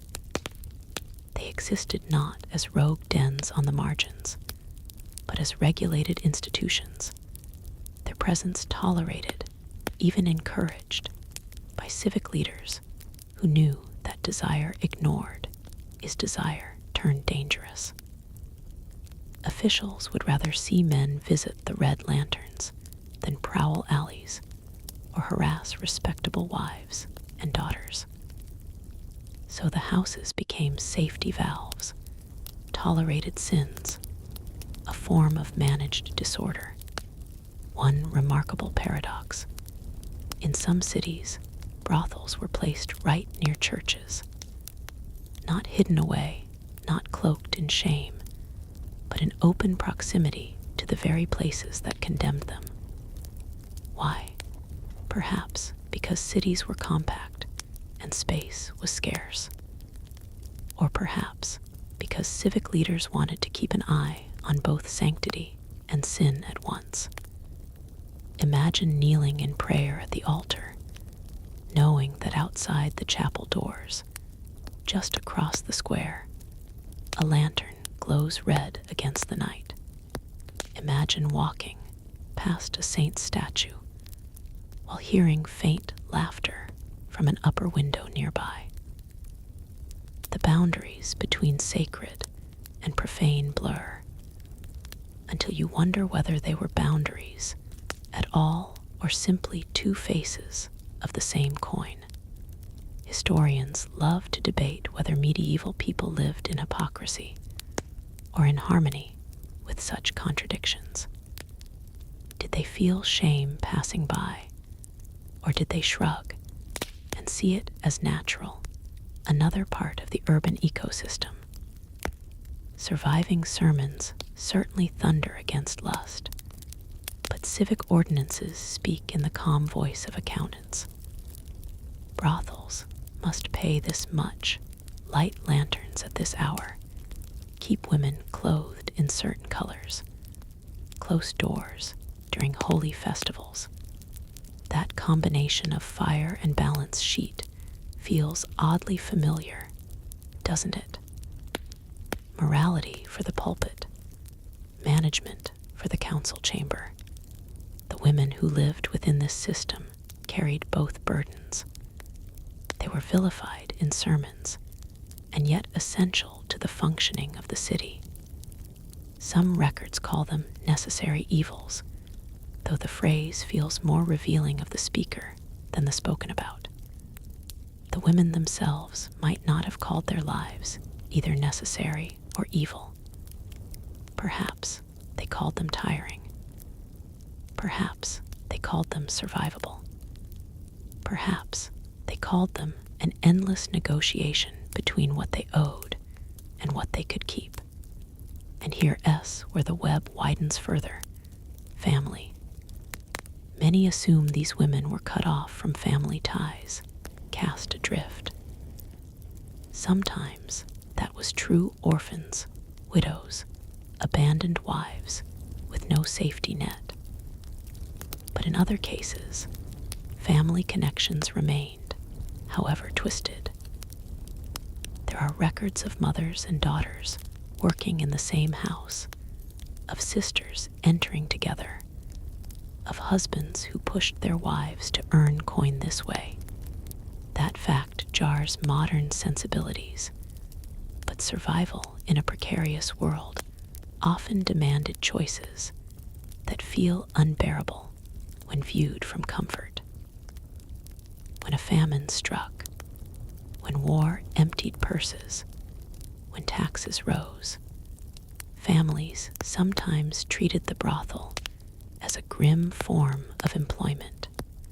In some ways, this made the brothel part of the larger economy of kinship. A woman's earnings didn't vanish into her own purse. They might support younger siblings, buy bread for parents, pay off a husband's debts. The coins she dropped into the keeper's box might trickle outward into households that would never admit where the silver came from. You can imagine the unspoken tension around a dinner table where food was plentiful, but questions were not asked. This connection to the wider city also created another layer: politics. Brothels became tools in civic rivalries, caught between factions. One lord might support them for revenue, another might condemn them to embarrass a rival. Sometimes shutting down a brothel had less to do with sin and more to do with punishing the official who licensed it. Even the women themselves could be pawns in political games, their testimonies or secrets wielded like daggers. One clerk might whisper to another, "Be careful what you do in that house. Walls have ears, and ears have tongues that wag." And wag they did. Brothels were not just sites of commerce, but of information. Secrets traded here often traveled further than coin. A captain's drunken boast about troop movements could end up in rival ears by dawn. A merchant's confession of bankruptcy might be passed quietly to a competitor. Even priests who succumbed to temptation risked their weakness becoming leverage. If you've ever wondered how rumors in medieval cities spread so fast, look no further than the Red Lanterns. It would be easy to view this as sinister, but there's also humor in it. Picture a council chamber where officials debate gravely about trade routes, while everyone already knows the decision will be swayed not by argument, but by what someone said between wine and silk sheets the night before. Gossip has always been a form of currency, and here it was minted as readily as coin. The women themselves, contrary to the caricature of silent, passive figures, often wielded this currency with skill. They learned to read men's moods, not just for pleasure, but for information. A careless word here, a sigh there, a name muttered in drunkenness, all could be stored away and traded later. Some historians argue this gave women a subtle power within a system that otherwise bound them tightly. They became informal archivists of male weakness, keeping mental ledgers as carefully as the keeper's written ones. Yet power of this kind was always precarious. Too much boldness could invite punishment. Too much silence could erase opportunities. The balance was delicate, and each woman walked it differently. Some survived by cultivating reputations as trustworthy confidants, others as clever manipulators, still others as plain and unremarkable shadows no one noticed. Survival, after all, is an art. You begin to see the brothel not as a single building, but as a node in a sprawling network of survival, politics, family, and faith. Its lantern glow is like a beacon, but the shadows it casts stretch across the whole city. And in those shadows, you find paradoxes that refuse neat resolution. The devout may have cursed the houses, but they relied on the taxes. Families may have shunned their daughters, but they ate the bread those daughters bought. Officials may have thundered against sin, but they calculated its revenue in neat columns. There's something deeply human about that paradox. We like to think of morality as a straight line, clear and firm, but lived reality bends that line until it loops back on itself. Medieval brothels embody that looping paradox in ways that make you smile ruefully. The saint's candle burning bright, thanks to night's labor in silk. The priest's sermon fueled by the bread his parishioner bought with silver earned in a red-lit room. The city's bridge rising stone by stone from the taxes of desire. If you listen closely now, even as the night deepens and shutters close, you might hear faint echoes of those contradictions lingering. A bell tolls from a church tower, calling for prayer. Somewhere, a man slips quietly from a doorway, cloak pulled tight. A woman closes her window, tucks away her coin, and lies down with thoughts half about survival, half about tomorrow. Life continues, tangled and unsentimental. And you begin to realize the story of these houses isn't one of simple tragedy or simple sin. It's one of persistence, compromise, and the strange ways human beings navigate between hunger, hope, and the rules laid down by others. Morning in the city begins not with silence, but with clamor. Carts creak along cobbled streets, hawkers cry their wares, bells toll the hour, and smoke from dozens of hearths rises into the sky like banners of daily labor. The brothel too stirs, though its rhythm is different from the marketplace. Curtains are drawn against the morning sun. Women linger in bed longer than most, and the echoes of laughter or quarrels from the night before still hang in the air. In the kitchens of these houses, servants begin their tasks, sweeping straw, scrubbing tankards, emptying chamber pots into the gutters outside. The scents are not romantic: stale wine, sweat, smoke, sometimes sickness. Yet over it all floats the aroma of baking bread or stewing onions, the same smells you would find in any home.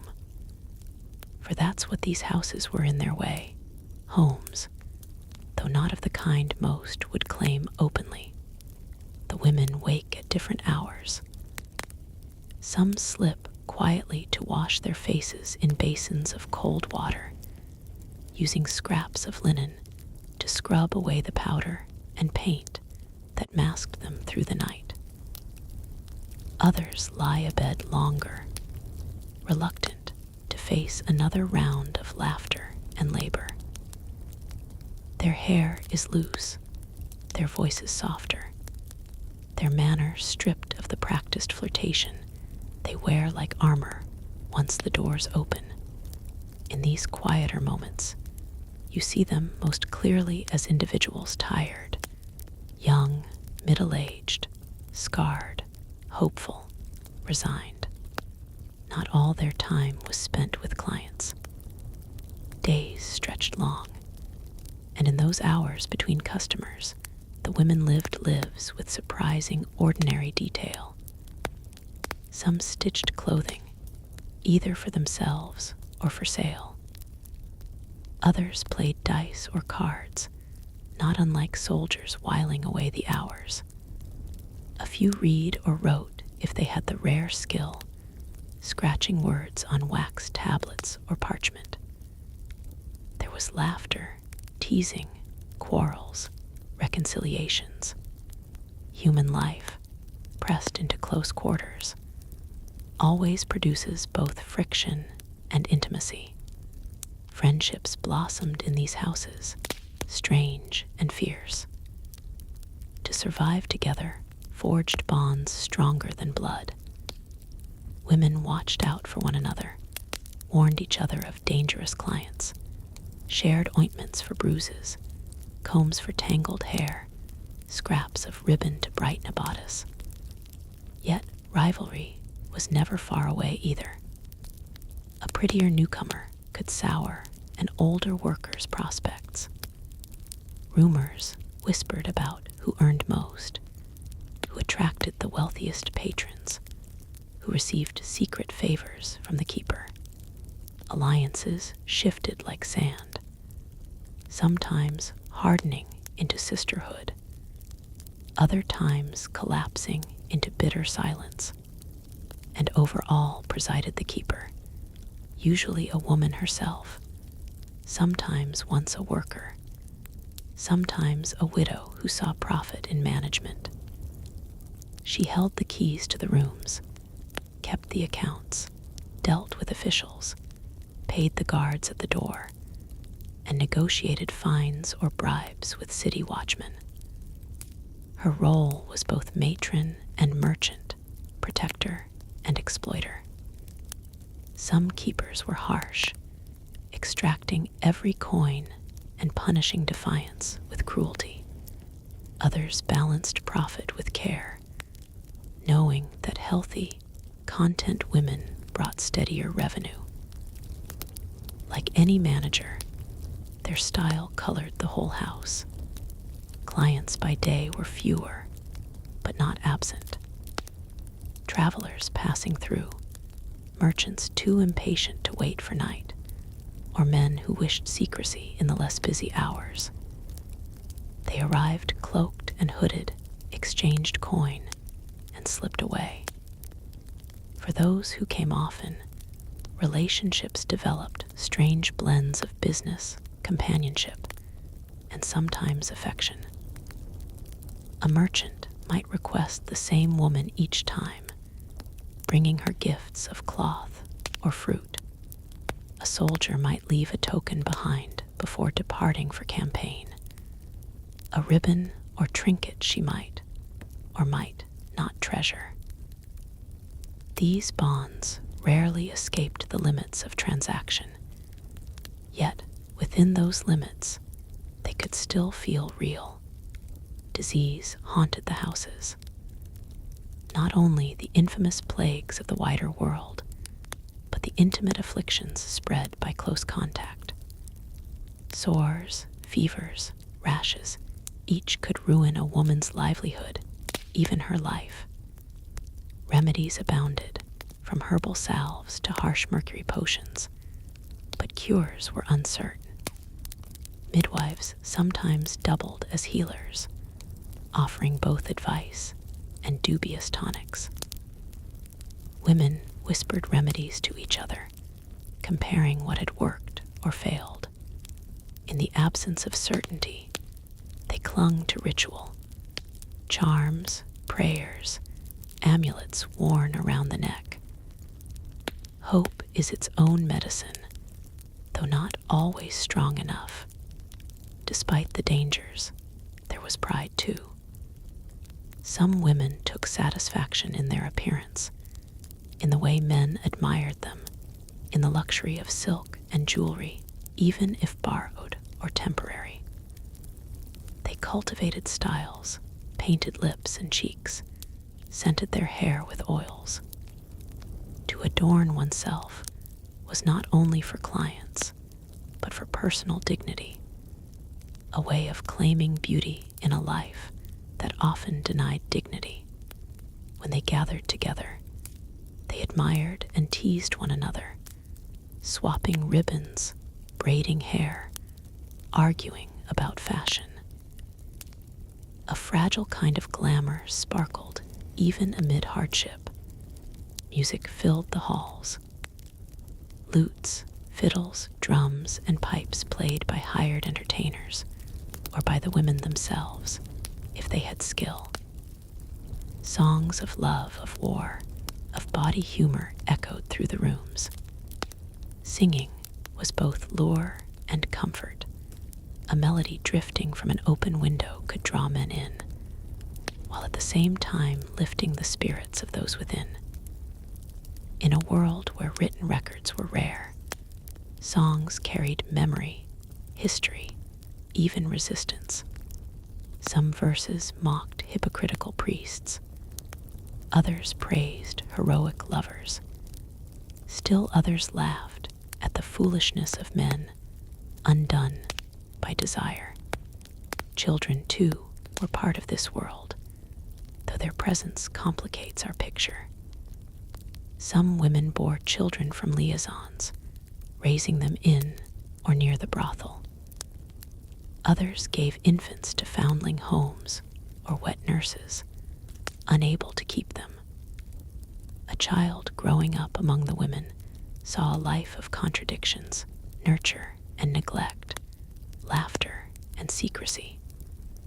Some later followed their mother's paths, others fled it, but but all carried the mark of a childhood lived in the margins of society's acceptance. Festivals transformed the brothel's rhythm.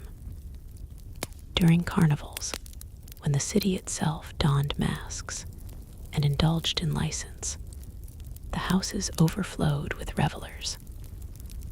Men dressed as women, women dressed as men, fools mocked kings, and laughter overturned the ordinary order. The brothel became almost indistinguishable from the city outside. Both swept in a tide of music, dancing, and excess. For a few days, the shame of visiting such a place disappeared. After all, everyone was indulging in something forbidden. But once the festival ended, masks came off, and judgment returned as swiftly as it had vanished. Law hovered ever present. Officials regulated prices, clothing, behavior, and location. Violations brought fines, sometimes imprisonment. Yet the law itself was inconsistent, swinging between tolerance and crackdown depending on politics or mood. One year a brothel might thrive openly, the next it might be shuttered by decree. The women lived with this uncertainty, never sure when the ground would shift beneath them. Some bribed guards or clerks to secure leniency. Others relied on the keeper's negotiations. Justice, like desire, was never blind. It always saw coin. Religion, too, never entirely withdrew. Priests preached fiery sermons against lust, warning that hell's fires awaited those who lay in such houses. Yet others counseled pragmatism, muttering that better men sin in brothels than ravage the innocent. Women themselves often held faith despite their profession. Crosses hung around necks. Prayers were whispered before sleep. Candles lit before icons. They sought forgiveness, protection, hope. The contradiction of praying 1 hour and selling love the next did not seem insurmountable faith. Like life, bent to necessity. What did these women dream of? Some dreamed of escape, saving enough coin to open a tavern, to marry a craftsman, to buy a small farm. Others dreamed more modestly, of a night without pain, of a week without sickness, of a chance to rest. Dreams could be dangerous if held too tightly, yet they provided fuel. A woman counting her coins at night might whisper to herself, "One day." Whether that day ever came is often lost to history, but the whisper itself kept her moving. Not all stories ended in despair.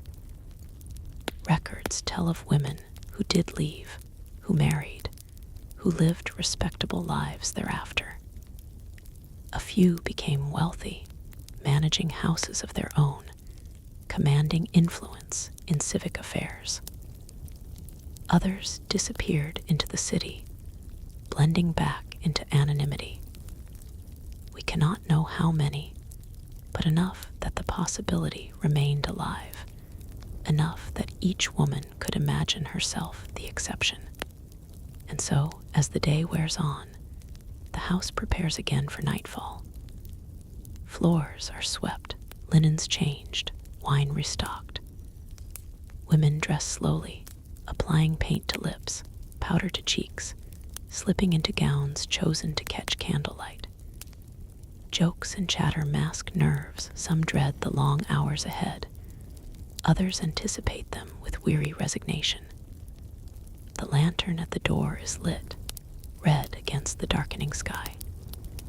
Once more the city will send its men through that doorway, bringing coins, secrets, laughter, and tears. And once more the women will meet them, not as symbols of sin or morality, not as nameless figures in ordinances, but as human beings, complicated, resilient, fragile, enduring. Their story is not neatly confined to tragedy or to vice. It is, like the city itself, a weaving of contradictions, survival and despair, joy and pain, shame and pride. And in that weaving lies a truth deeper than judgment. That human life, however constrained, seeks always to find shape, meaning, and endurance in the spaces it is given. The night unfolded in layers, never the same, never entirely predictable. At first, the air was alive with anticipation, footsteps echoing in alleys, laughter spilling from taverns, the glow of lanterns reflecting on damp stones. The brothel's door swung open and closed again and again, each arrival adding another piece to the puzzle of the evening. Men came singly or in groups, loud or shy, rich or poor, all carrying with them the hidden hunger that led them through that door. The house itself seemed to breathe with the rhythm of commerce and desire. Candles flickered against painted walls, shadows swayed across faces, and music hummed faintly through the rooms. Some men came only for drink and dice, staying in the common hall where servants refilled cups and laughter was easy. Others sought privacy, slipping away with a woman to an upper chamber, the door shutting behind them on whispers, sighs, and bargaining. The women learned to read their clients quickly, who wanted tenderness, who demanded control, who sought only company, who brought violence hidden behind smiles.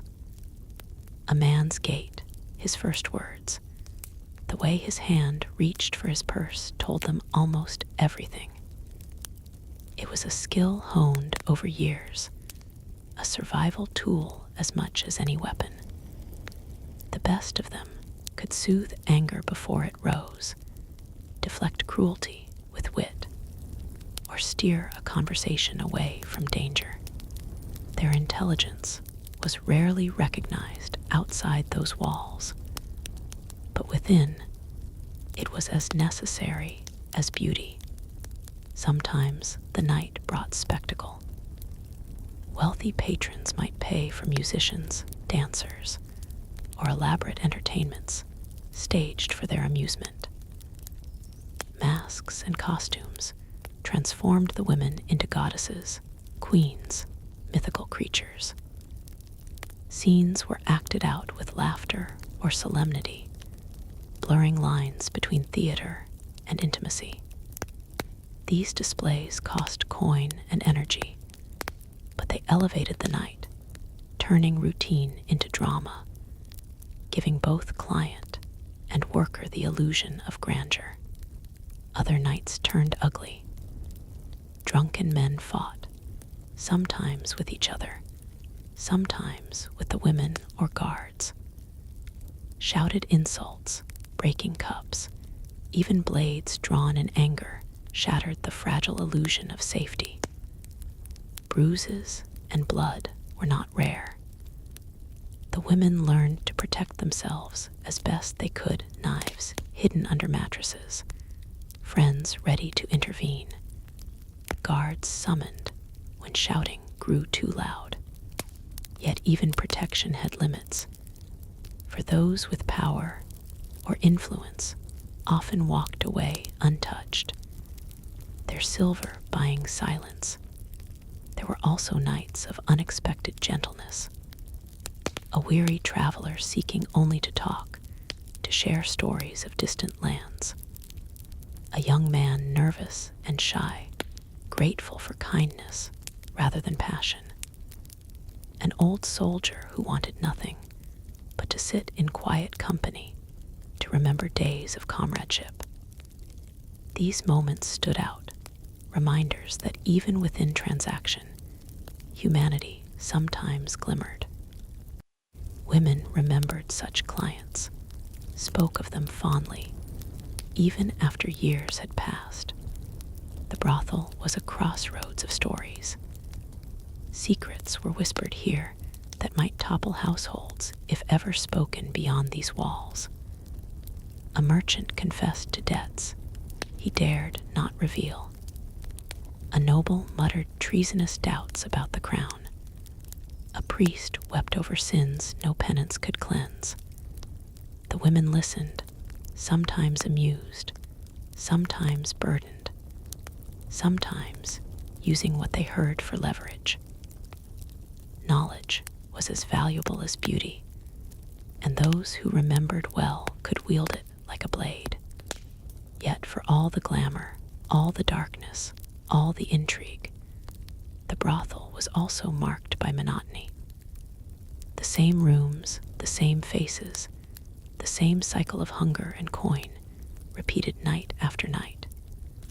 Fatigue gnawed at bodies, dullness at minds. Laughter that had once been genuine grew forced, smiles practiced. Women invented games to keep themselves from despair, bets on which client would arrive, contests of wit, challenges to make each other laugh in the middle of work.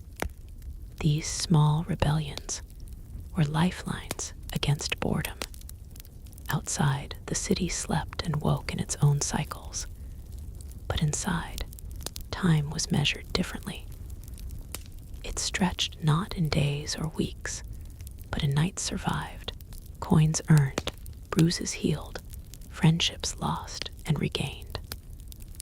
A woman could spend 10 years in a house and feel as though she had lived a lifetime, yet still be young in years. Others burned quickly, vanishing after only a few seasons, worn down by illness or despair. The walls remembered them even when no one else did. Among themselves, the women sometimes spoke of love. Some claimed it a lie, a trick played on fools, no different from lust painted with finer colors.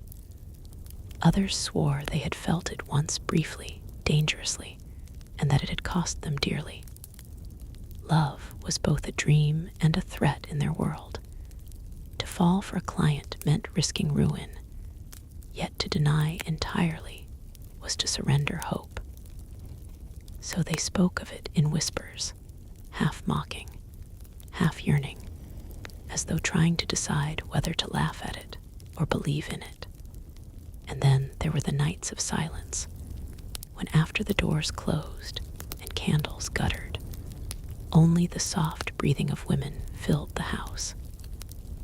These hours were precious, moments when masks could slip away. They lay beside one another, sometimes touching, sometimes distant, but always sharing the unspoken bond of survival. In those quiet hours, no one judged, no one demanded, no one bargained. For a little while, they were simply themselves, human and weary. The city itself seemed complicit in their existence. Authorities condemned and tolerated them by turns. Priests thundered sermons, then walked through the door in disguise. Merchants publicly disdained them while privately relying on them. Ordinary folk pretended to look away, but listened eagerly to rumors. The brothel stood at the heart of this hypocrisy, feeding off it, enduring within it, despised and indispensable at once. There were whispers, too, of houses finer than the rest, where luxury softened the edges of work. These establishments catered to nobility, cloaked in silks, guarded from prying eyes. Women there were dressed like queens, trained in poetry, music, even politics, for their patrons demanded not just flesh, but conversation. Such places were rare, but they fed the myth that prostitution could be glamorous, even enviable. For most, the reality was humbler, harder. Yet the dream of rising into such a house lingered as a distant possibility. As dawn approached, the house grew quieter. Patrons stumbled home, guards dozed at their posts, women slipped from costume into plain shifts. The aftermath of night lay heavy, broken cups, stained sheets, exhausted bodies. Yet even in weariness, rituals endured. Coins were counted carefully, wounds tended, gossip exchanged. Small triumphs were noted, a generous gift, a kind client, a joke that had carried everyone through the darkest hour. In these fragments of victory, they found reasons to continue. But always the question lingered, how long? Each woman knew her time was limited. Youth faded, beauty shifted, demand dwindled. Some saved, some squandered, some denied the truth until it arrived. Exit was never easy: marriage, business, or sheer disappearance. Yet the hope of leaving before the house consumed them entirely was a dream no one abandoned entirely. That dream was perhaps the strongest thread binding them together, the shared belief in escape, however unlikely. And so the cycle continued, night after night, year after year. The brothel endured as long as the city did, adapting, surviving, reshaping itself to the demands of men and the resilience of women. It was not a place of saints, nor entirely of sinners, but of people caught between condemnation and necessity. Their lives did not fit neatly into the stories told by priests or officials, but into a deeper truth. That survival itself is its own kind of defiance, and that even in the most shadowed houses, humanity cannot be extinguished. The brothel's life was not only measured by the nights that passed within its walls, but also by the seasons of the city outside. When winter fell, cold crept into every corner, fires crackled low in the hearths, and women wore cloaks over thin gowns to keep from shivering. Clients still came, drawn by the promise of warmth and company, but the mood shifted. The laughter of summer was muted, replaced by heavier drinking, longer silences. Men hunched over mugs of ale, as though trying to drive the frost from their bones. Winter always pressed harder on the poor, and that desperation found its way into the house too.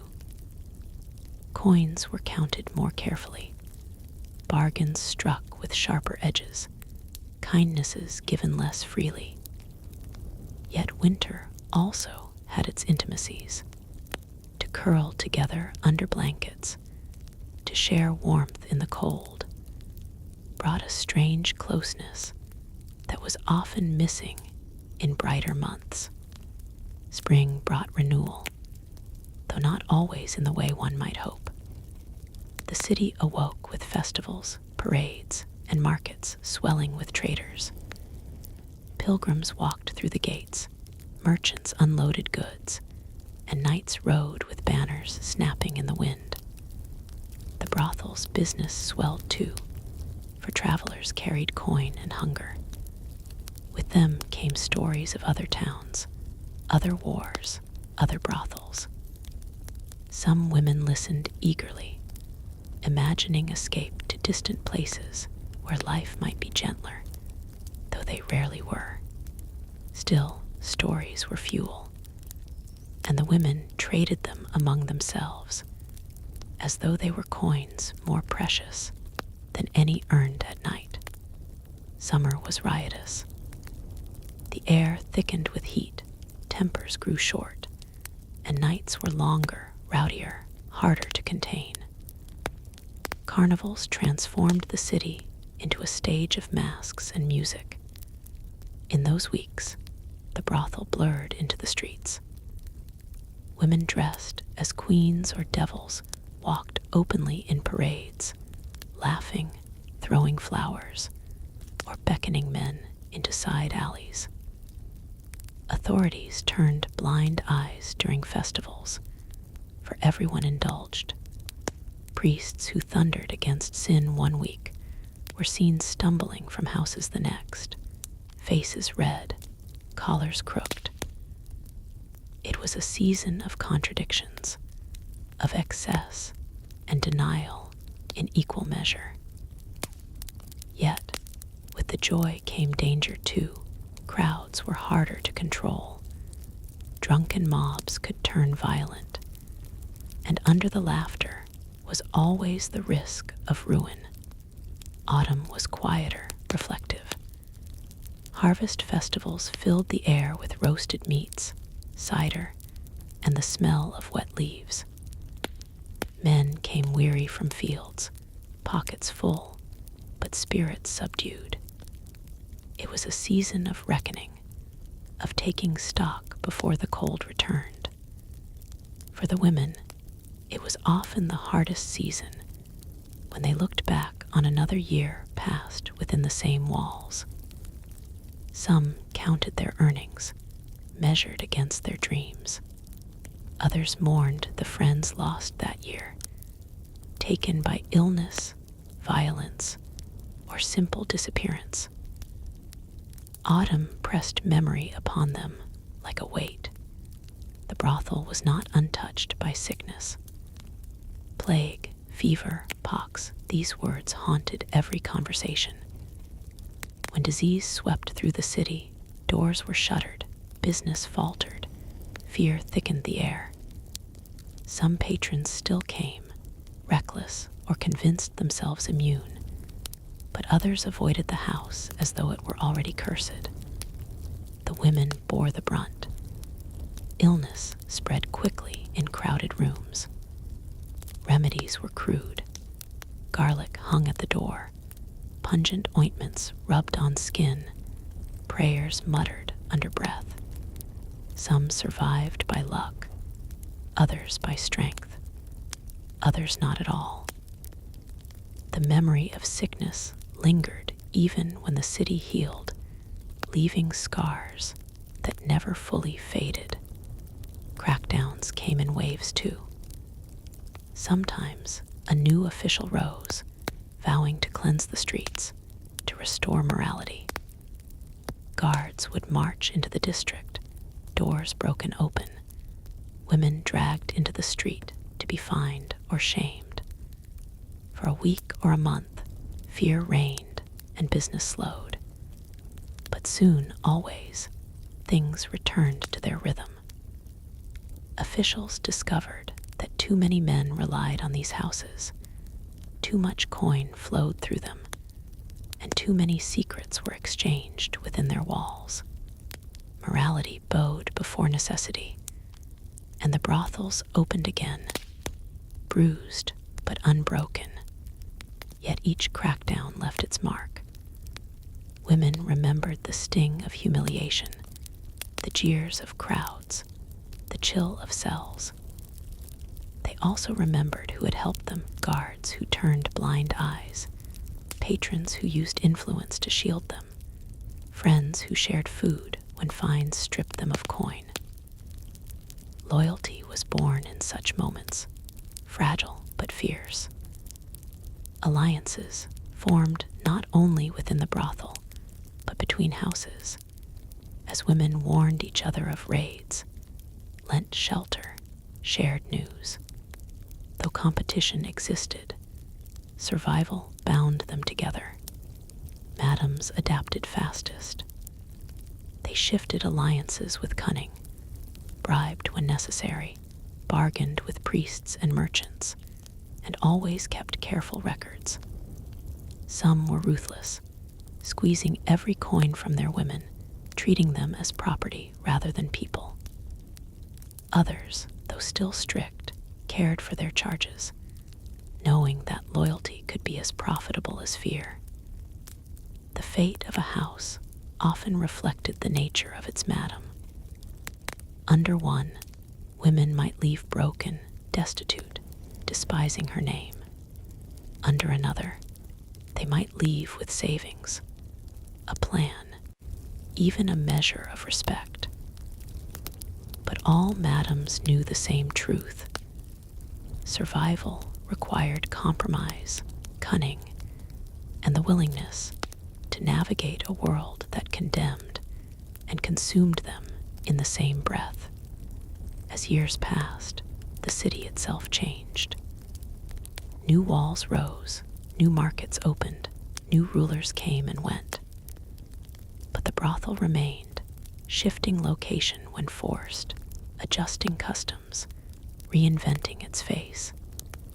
Some generations knew it as a shadowy den hidden in alleys, others as a grand house masquerading as a tavern. Yet always it endured.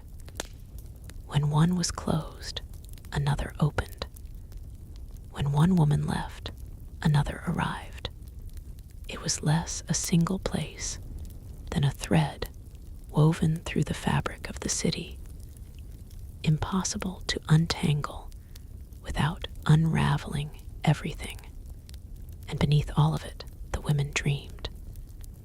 Dreams were as varied as their faces. One dreamed of marriage, of a small home, children, and freedom from nightly bargaining.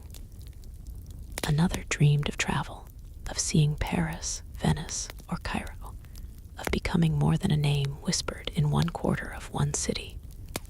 Some dreamed of wealth, enough to buy a shop, a farm, or another kind of independence. A few dreamed of nothing, having long since buried hope. Yet even in the most jaded, the faintest ember often lingered. A kind word, a glimpse of possibility, could stir it to life again. Not all dreams ended well. A woman who fell in love with a client often found betrayal waiting. A woman who trusted promises of rescue learned how quickly they dissolved. Some escaped, yes, married, traveled, built new lives. Others vanished into darker paths, forced into harsher houses, sold from one madam to another, until no one remembered their names.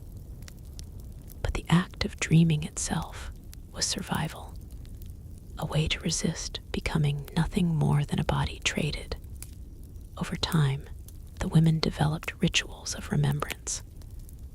When one of their number died, whether of illness, violence, or despair, the others lit candles in her name. They whispered her story, even if only among themselves, refusing to let her vanish entirely. Sometimes they buried small tokens, rings, ribbons, scraps of cloth in hidden corners of the house, secret memorials invisible to patrons.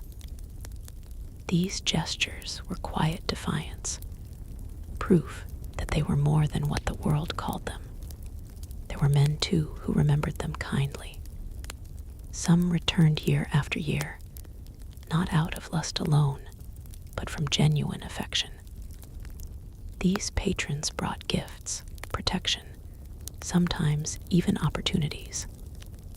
Though they rarely bridged the gap of class or respectability, their loyalty softened the edges of the women's lives.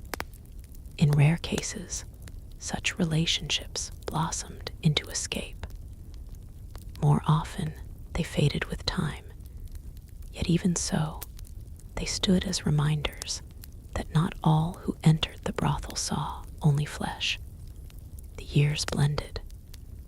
Faces changed, seasons turned, the house breathed and endured. Some women became legends, their names whispered long after they had gone, stories embroidered with exaggeration until they seemed almost mythical. Others faded into silence, remembered only by those who had worked beside them. Yet together they formed a tapestry of resilience, sorrow, laughter, and defiance, a testament to lives lived in shadow, yet burning with a strange, unquenchable light. And so decline came not in a single night, but in slow erosion. New laws hardened, plagues returned, moral reformers pressed harder. Some houses closed forever, their doors nailed shut, their windows dark. Others transformed, hiding behind tavern signs, private clubs, or secret rooms. The trade did not die, it never did, but it shifted, sank deeper into shadows, harder to find, harder to destroy. For those within, it meant more danger, less protection, yet also the same relentless rhythm of survival. Through it all, the lanterns still burned. They flickered in doorways, beckoned from alleys, glowed faintly against the dark. Men still walked toward them, driven by the same hungers as always. Women still waited, weighing each night against the hope of another dawn. The city might change, rulers might come and go, but the dance between condemnation and desire, between survival and ruin, continued without end. And in that dance, the women of the brothels lived their truths, messy, painful, beautiful, unrecorded in chronicles, yet carved into the soul of the city. They were ghosts in the margins of history, yet more alive than many who claimed virtue from pulpits and thrones. For theirs was the oldest story of all: to endure, to adapt, to dream, even when the world refused to see them.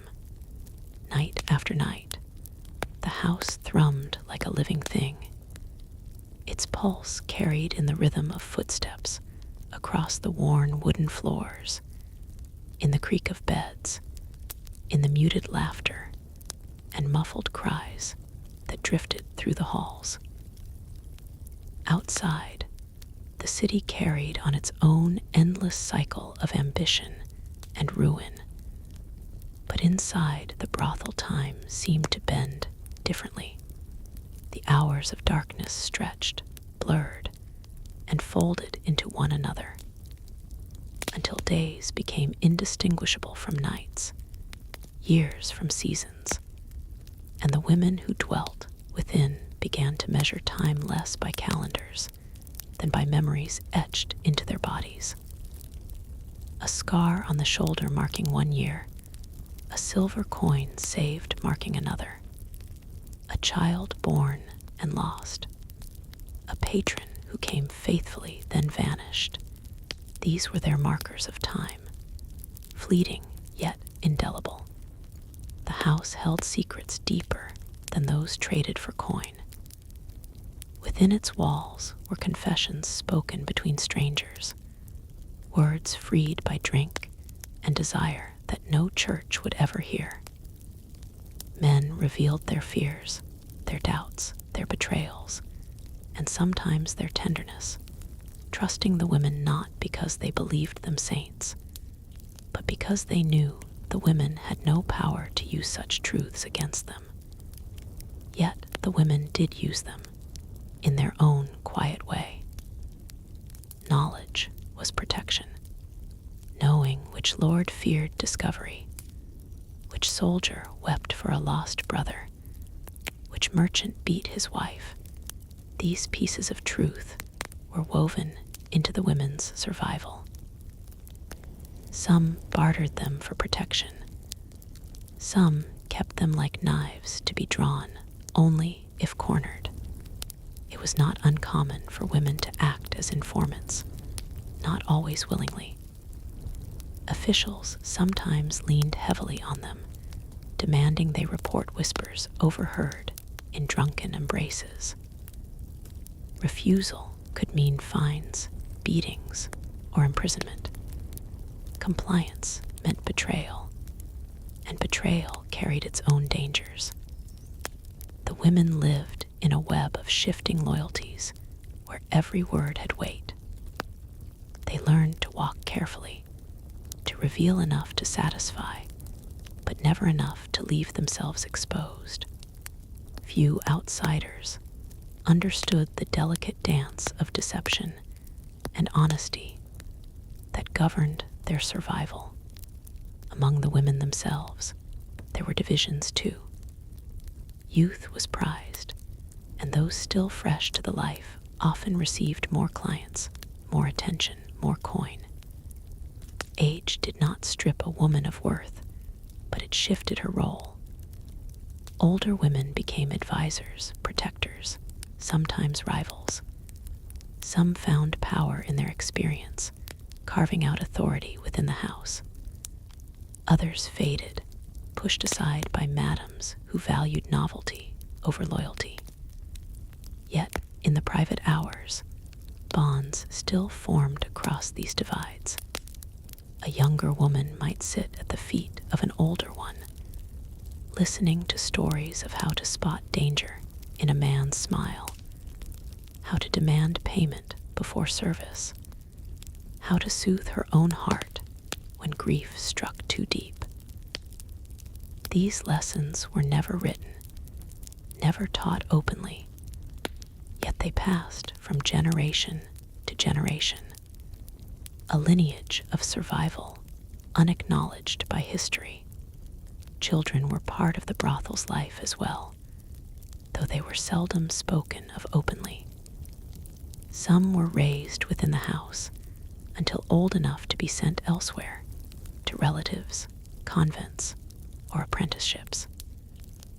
Others were lost, abandoned, or claimed by illness before their lives could even begin. A few stayed, growing up in the shadows of the trade, learning early to navigate its dangers. These children carried both stigma and resilience. Some daughters eventually took their mother's place, continuing a cycle that seemed unbreakable. Sons often drifted into the streets, becoming thieves, guards, or sometimes protectors of the very women who birthed them. To raise a child in such a world was an act of both hope and defiance, for it meant believing in a future beyond the endless nights. The brothel's place in the city was paradoxical. It was condemned and tolerated in equal measure, whispered about in sermons, yet frequented by those who delivered them. Some districts considered it a necessary evil, a release valve to keep men from worse sins. Others treated it as corruption itself, a festering wound upon the city's soul. Yet, for all the moral outrage, the brothel endured. It endured because desire was stronger than law, because men of power needed places where they could unburden themselves without consequence, and because the women within refused to be erased, even when branded with shame. Not all who entered the brothel were there for flesh alone. Some sought comfort in conversation, the illusion of being seen, the warmth of a presence that did not judge. A soldier might return from war not for a woman's body, but for the sound of her voice reminding him of home. A widower might come to remember what it felt like to be touched without grief. A boy on the edge of manhood might come trembling, seeking not lust, but guidance, a hand to hold him through fear. In such moments, the women offered more than their trade. They offered fragments of humanity the world outside denied.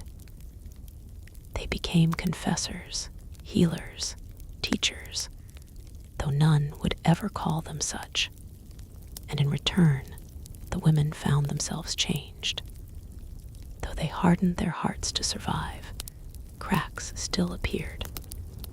They cared for clients they told themselves they should not, mourned when familiar faces disappeared, carried burdens that were not their own.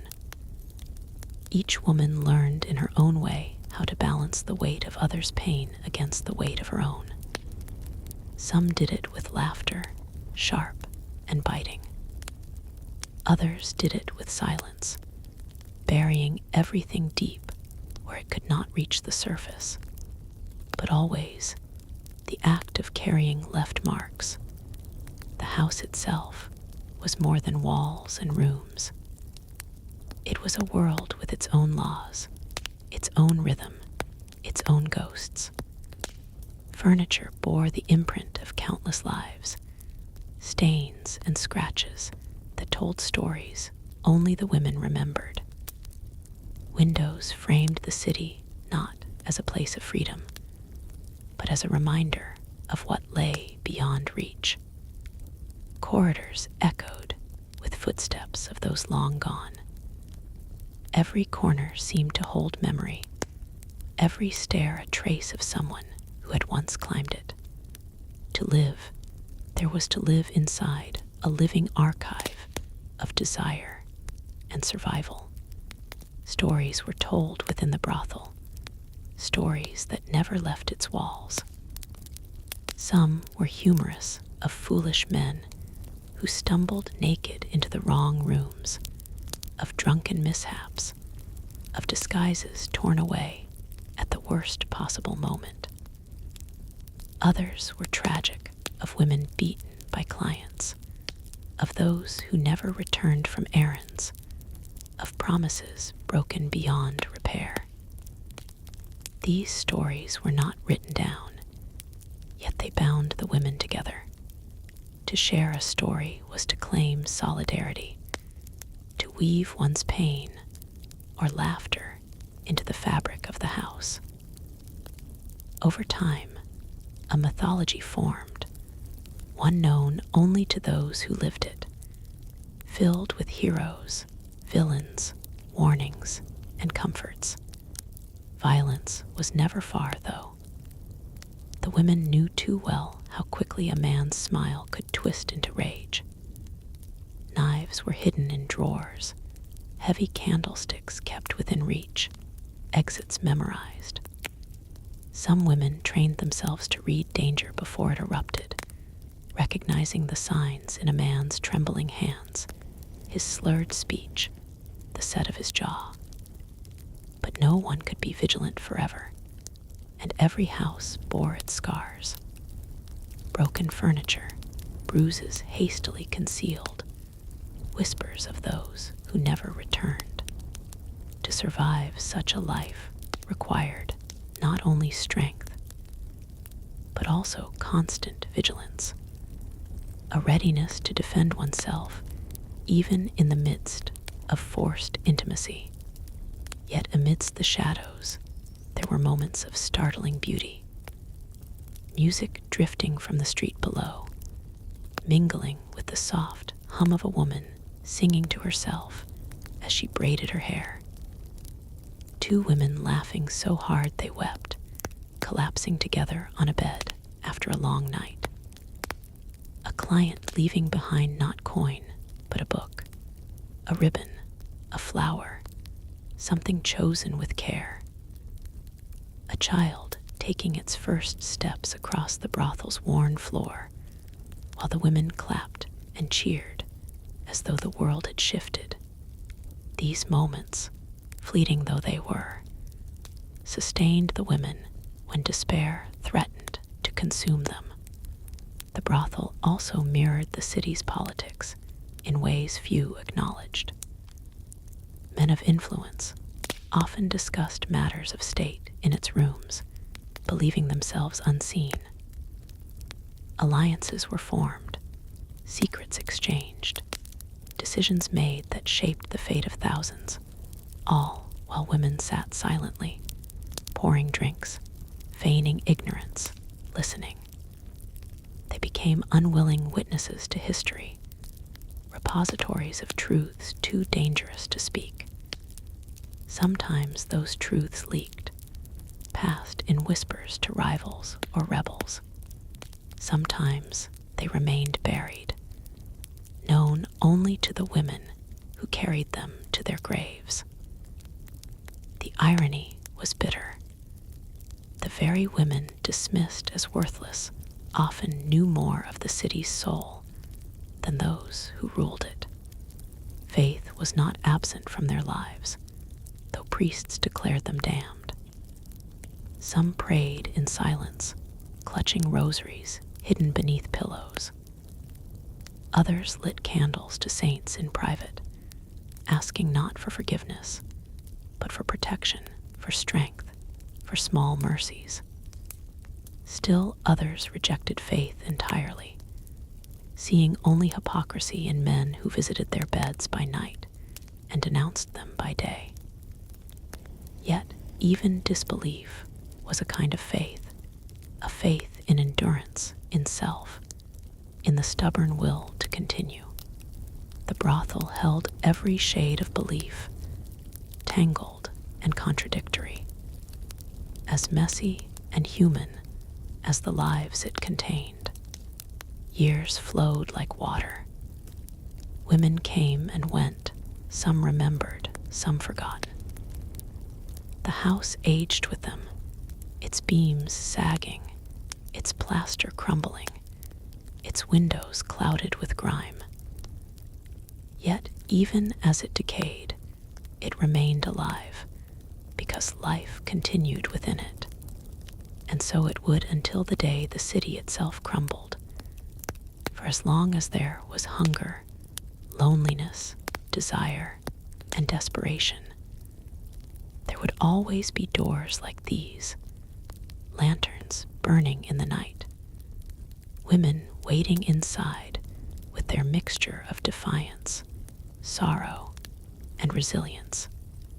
To live in such a place was to know the world in ways others never could, to see men at their weakest and cruelest, at their tenderest and most foolish, to hold secrets heavier than gold, to endure pains deeper than scars, to find joy in fragments where others saw only ruin. The brothel was not merely a house of sin, nor merely a cage.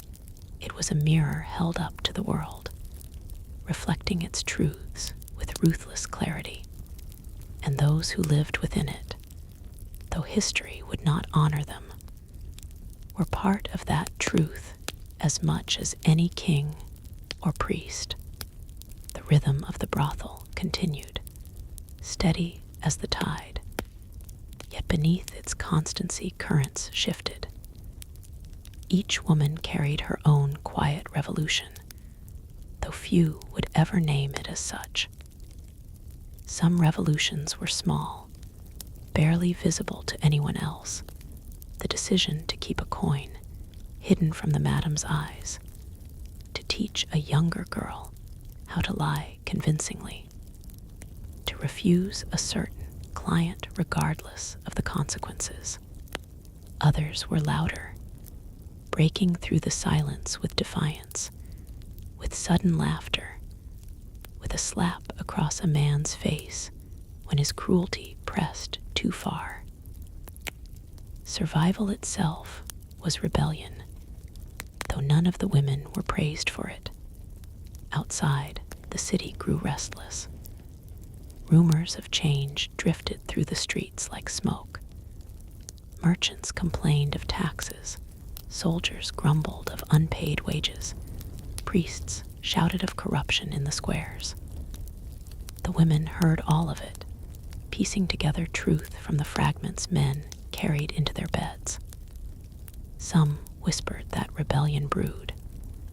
Others dismissed it as drunken talk. But the house listened, as it always did, absorbing the city's unease until it seeped into the marrow of the women who lived there. Clients changed too. Some came with sharper tempers, their nerves frayed by uncertainty. Others came more often, seeking solace when the world outside offered none. The women adjusted, as they always had. They soothed, they provoked, they endured. They became mirrors for men's anxieties, containers for their unrest. And through it all, they gathered knowledge, the kind no spy network could rival. They knew which merchant hoarded grain, which soldier muttered of desertion, which noble consorted with enemies. They carried these truths like embers, hot and dangerous, waiting for the moment they might burn. Yet knowledge was a double-edged gift. The women understood that to speak too freely could mean death. So they shared cautiously, testing whom they could trust, whispering only when the risk was worth it. Sometimes they passed messages between lovers, rebels, rivals. Sometimes they withheld information that could save a man's life, weighing whether he deserved it. Power lay not only in what was spoken, but in what was kept silent. Amid this shifting world, friendships between the women deepened. They became families not bound by blood, but by need. They celebrated each other's small triumphs, a night without pain, a client unusually kind, a piece of jewelry secretly gifted. They mourned losses too, a woman who vanished without goodbye, a child who sickened and never recovered, a dream spoken aloud only once then buried forever. These bonds were fragile, yet they gave the women strength. When one faltered, others lifted her. When one was threatened, others closed ranks around her. Unity was their strongest weapon, though it often went unseen. The madam of the house, shrewd and sharp-eyed, balanced her role between protector and exploiter. She took her share of earnings, sometimes more, yet she also shielded the women from the worst dangers, bribing guards, smoothing over scandals, punishing men who thought they could cheat payment. Her loyalty was not affection, but pragmatism. Her wealth depended on the women's survival. Yet there were moments, rare and fleeting, when even she revealed softness. A hand brushing a tear from a girl's cheek, a night spent awake at the bedside of the fevered. She carried her own secrets, her own scars, but she let little slip. Power demanded distance, and distance was her armor. Some nights, when the house grew quiet, a strange peace descended. The women would sit together, hair unbound, voices soft. They shared songs from their childhoods, lullabies forgotten by the world beyond. They braided each other's hair, mended torn garments, passed around stolen wine. In those hours, the house felt less like a prison and more like a hearth. The laughter was genuine, the warmth unforced. For a moment, they were not who the world named them. They were simply women, alive, enduring. Still, dreams clung to them. Each woman carried her own vision of escape, though most knew it would never come. Some dreamed of marriage, not to a rich patron, but to a kind man with steady hands. Others dreamed of land, a small farm where they could breathe without fear. A few dreamed of wandering, of traveling far from the city, of vanishing into anonymity. Dreams were dangerous, for they could wound as much as they healed. Yet, without them, life might become unbearable. So the women dreamed secretly, stubbornly, fiercely. Not all dreams were of escape. Some women dreamed of rising within the house itself, of gaining enough influence to rule rather than serve. A few succeeded. They became mistresses of their own rooms, deciding who entered and who did not, dictating terms to clients bold enough to object. These women wielded authority like a blade, carving space for themselves in a world designed to consume them. Others envied them, but also admired them, for their triumphs proved that even here, power could be seized. Children continued to shape the life of the house. Their laughter, their cries, their very presence reminded the women that life persisted even in the darkest corners. Some children were hidden from clients, kept in back rooms, raised collectively by all the women. Others were flaunted, proof of fertility, symbols of endurance. A few grew to despise the house, cursing the life their mothers had been forced into. Others accepted it, carrying its rhythms in their bones, destined perhaps to repeat it. Every child was a choice, a burden, a hope. There were times when illness swept through the house like fire. Fevers, coughs, wasting diseases that stole breath and strength alike. In those times, the women became nurses, tending one another with herbs, with whispered prayers, with touch. Death was no stranger. Bodies were carried out in silence, buried without ceremony. Yet each loss etched itself into the women's souls, a reminder of how precarious their survival truly was. And still they endured, because they had no other choice. Love, too, was part of their world, though rarely the kind the outside imagined. Sometimes it bloomed unexpectedly, between a woman and a client who treated her as more than flesh. These loves were fragile, often doomed, yet they burned fiercely while they lasted. More often, love grew between the women themselves. They held each other through nights of sorrow, kissed away tears, shared beds not for coin, but for comfort. These loves were secret, precious, and often the only tenderness they knew. As the city's unrest deepened, the brothel became both refuge and danger. Soldiers sought release from fear, rebels sought safe meeting places, spies sought information.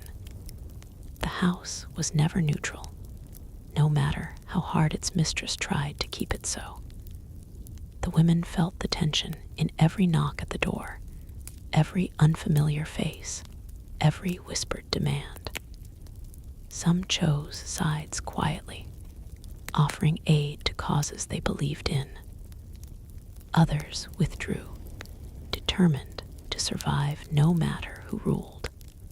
But the brothel, like the city itself, could not remain untouched. One night, the unrest spilled inside. A group of drunken soldiers stormed through the doors, demanding service without coin, threatening violence when refused. The women rallied, knives drawn, voices raised. The madam confronted the soldiers with iron in her voice, calling on the guards she had bribed to protect her house. A fight broke out, brief and brutal. When it ended, the soldiers were driven into the street, bleeding and cursing. The women were shaken, but unbroken. For days afterward, they carried themselves with sharper pride, as if reminding the world that they were not as powerless as it believed. That pride carried them through many trials. For every night of degradation, there was a morning of resilience. For every act of cruelty, there was an act of kindness. For every loss, there was memory.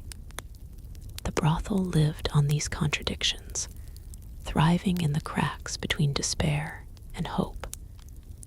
And the women, though history would not name them, carved their existence into the marrow of the city. Years later, when rebellions rose and fell, when rulers changed and streets burned, the brothel remained. Its walls were scarred, its women changed, but its heart endured. Men came and went, wars raged and ended, but the lanterns still burned in the windows, and the women still lived, laughed, wept, and survived. They were not saints, nor villains, nor victims alone. They were women, endlessly complex, endlessly human. And their story, though seldom told, was as much the city's as any king's decree or soldier's march. The world outside might forget them, but within those walls, memory lingered. Names spoken softly at night, songs carried from one generation to the next, stories told and retold until they became truth. The brothel was not only a place of transaction. It was a place of history, of lineage, of lives entwined in ways no ledger could capture. And though no monument would ever rise for them, they were monuments themselves, living, breathing testaments to survival in a world that sought to erase them.